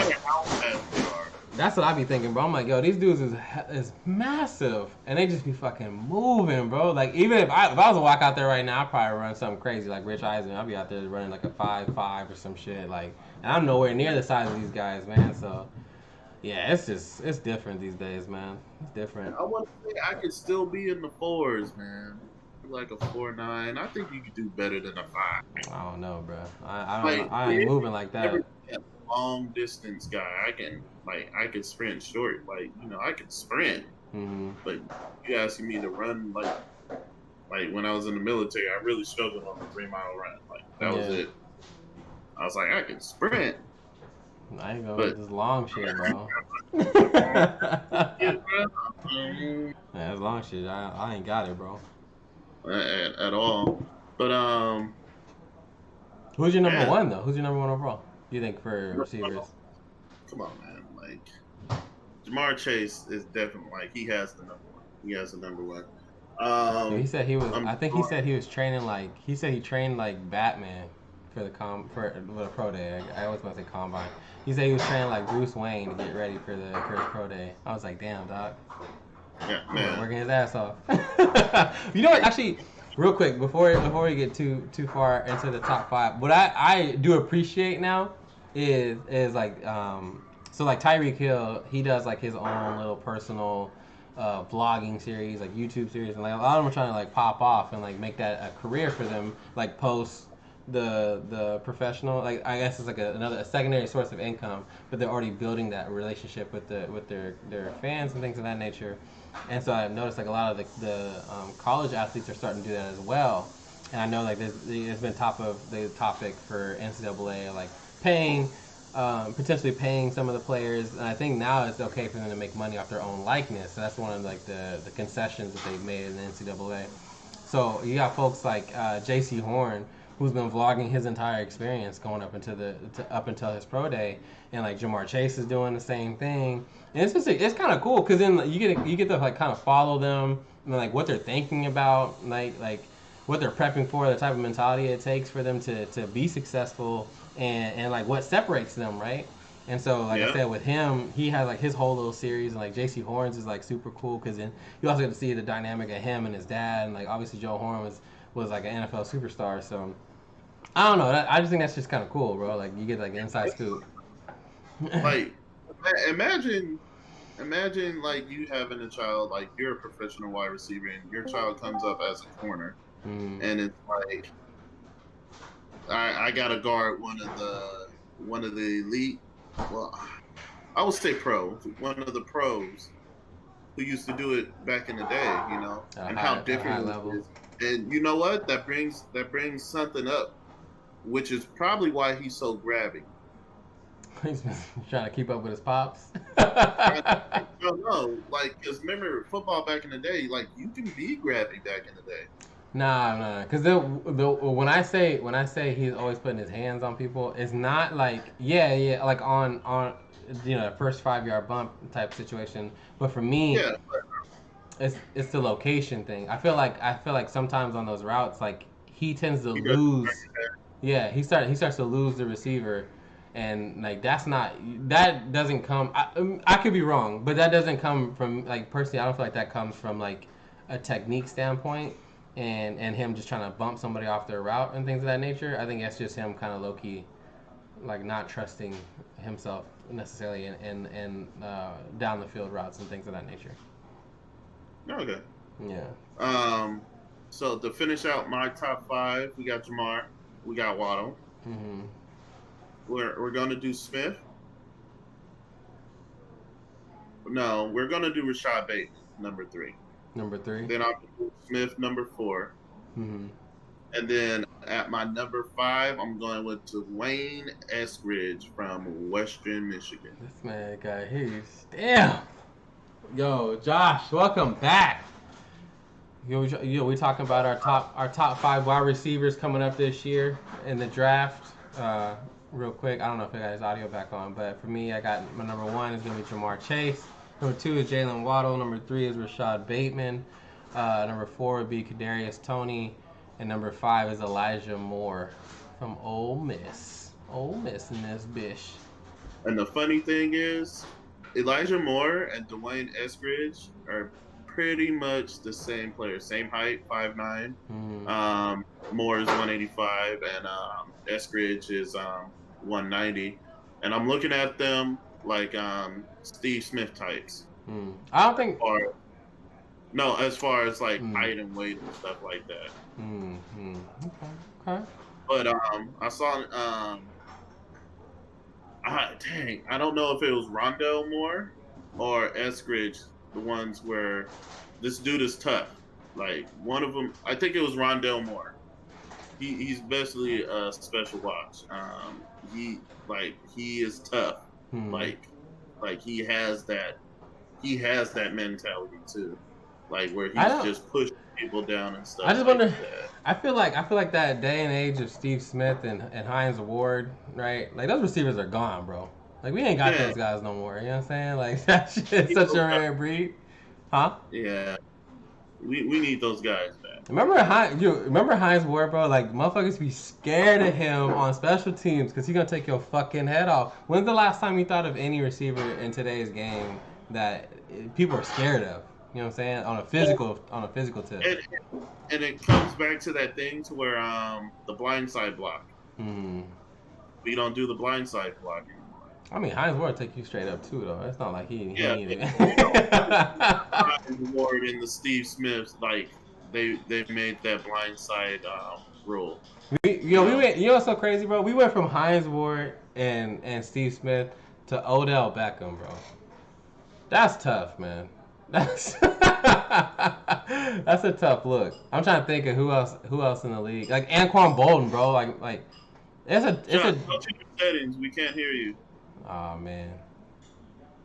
He working on John Master Bateman's working on his audio, trying to come through so we can get his opinions on his top 5 receivers. DJ J back in the building. What's up, bro? What's up, bro? It's like you got a 2-man podcast for a second.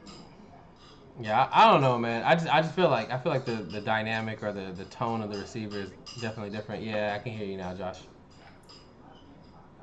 It's definitely a lot different these days, bro. It's a lot different. Josh, are you on? Can you give your top 5 for the receivers in the draft? Earlier, I didn't really want to give out a top 5, but I did want to pull up a sleeper though. Oh shit. Who's your sleeper, bro? This is a dude named KJ Stefferson. KJ Stefferson. Yes, sir. What's cool? I think he's out of Jacksonville. I think it is now. Originally, he was over in Notre Dame, and as a freshman, he started over with Chase Claypool and oh my God, I can't think of the other receiver's name right now. But both of those guys are NFL starting receivers, and he was better than those two guys. So the reason why he fell, I think, to Jackson, I swear I think he's at Jackson State now. The reason why he fell over there is because he was having trouble off the field. Like he got hit for like the marijuana, and he just kept getting in trouble. So he had to step down. But yo, you want to talk about a nice ass receiver?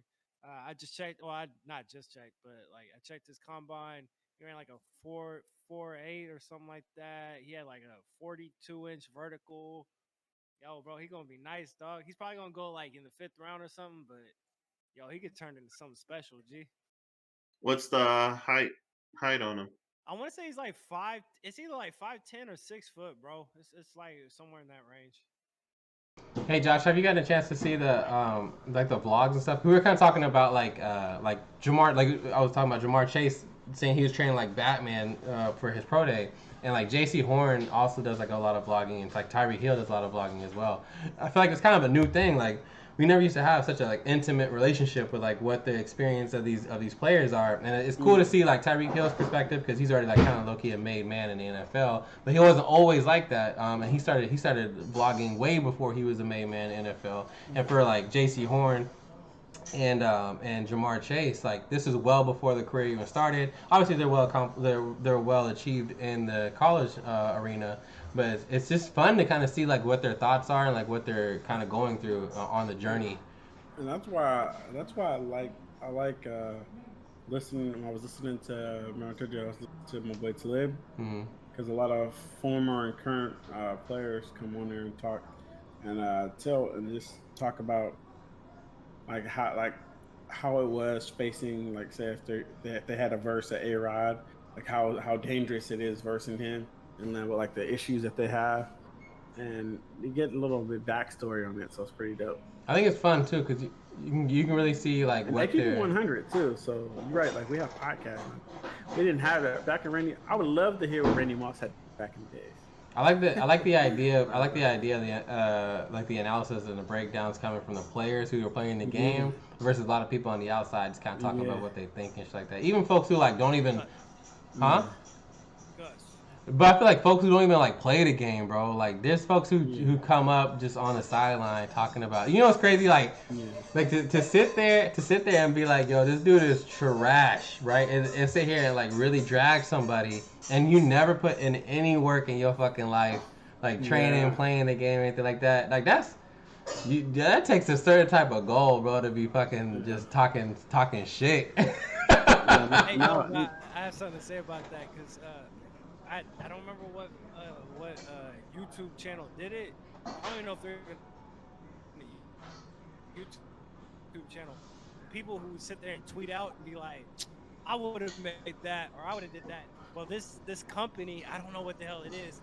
They actually found these people on Twitter. That's how They would invite them to their area, and they would make them try to kick the field goal that homeboy missed. Like, yo, you ain't got no pressure, so go ahead and kick that field goal. And then these niggas would like miss it like terribly. Yeah, like awful out there. Kick that field goal? Yeah.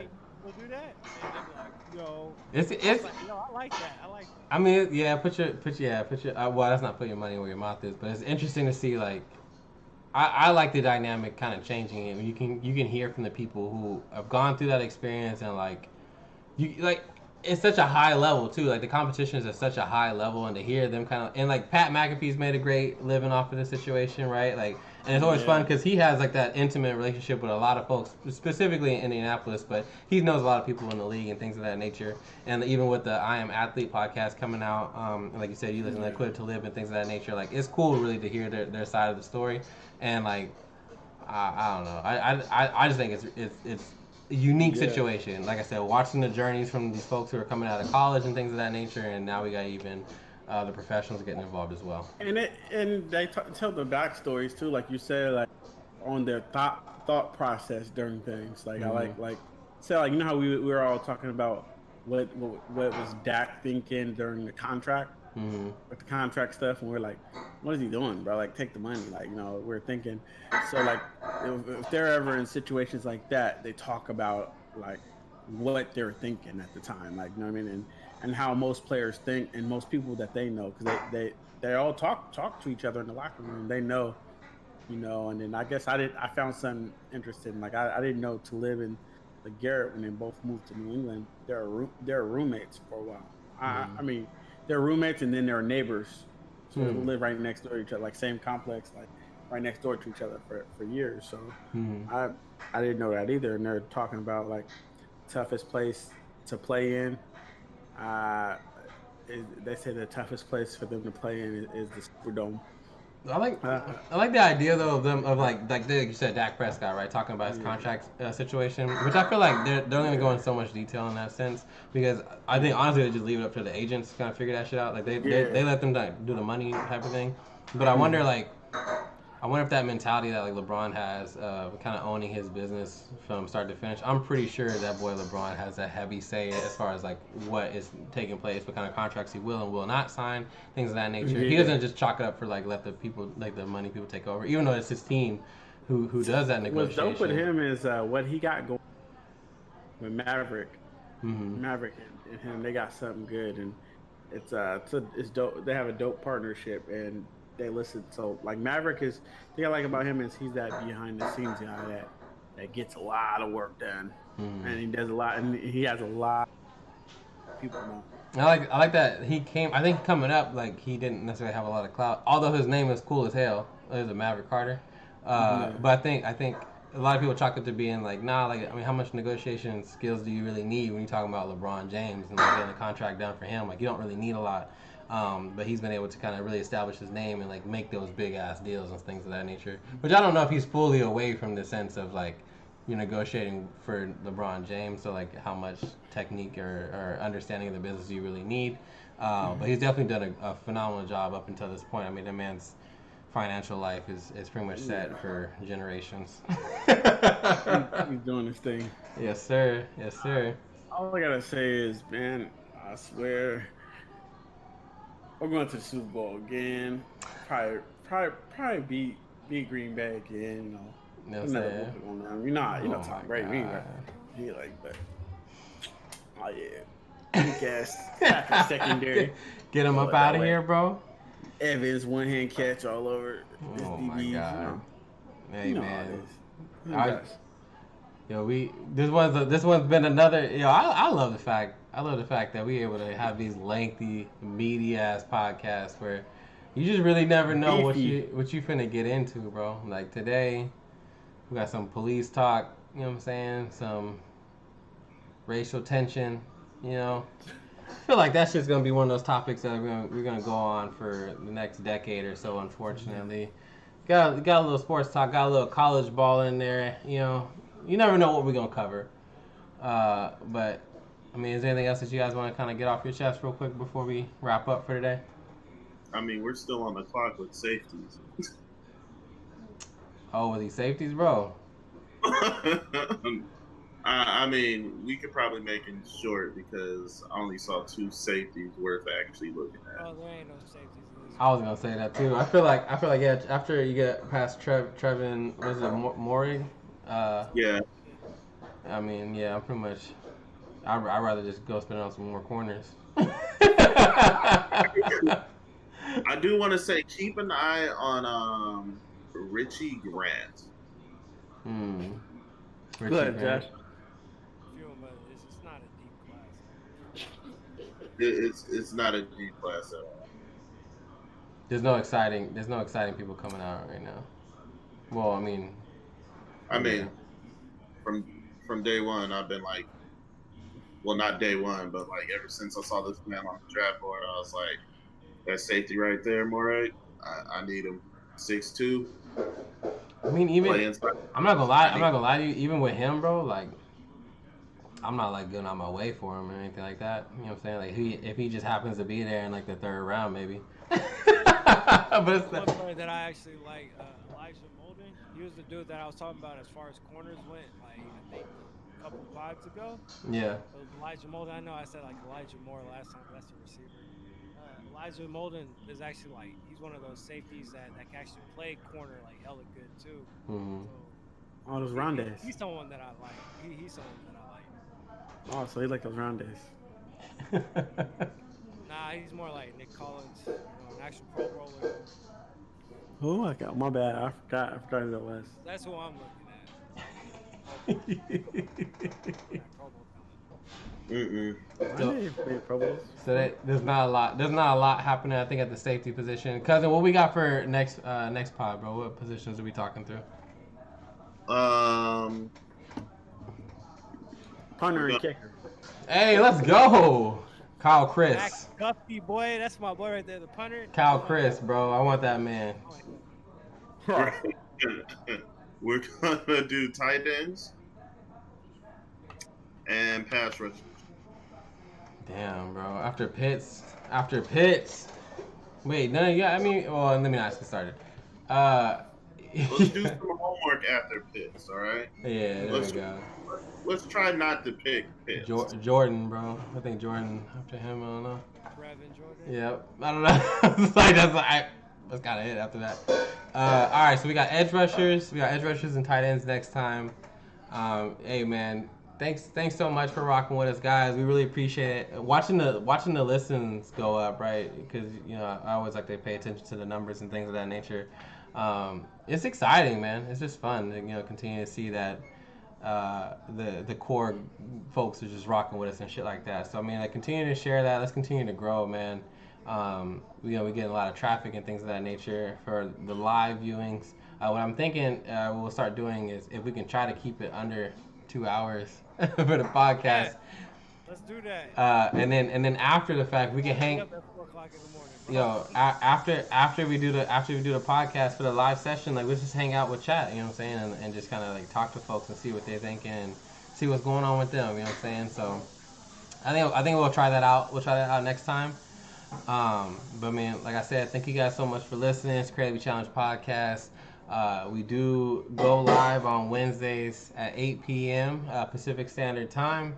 And for the video and audio version, it goes up live on Fridays. For the audio version, that's any and all podcast platforms. I know a lot of folks rocking with us on Spotify. I personally like to listen to Pocket Cast. That's my go-to. But we're on iTunes, things of that nature. So it's exciting times, man. It's exciting times. Continue to see us go.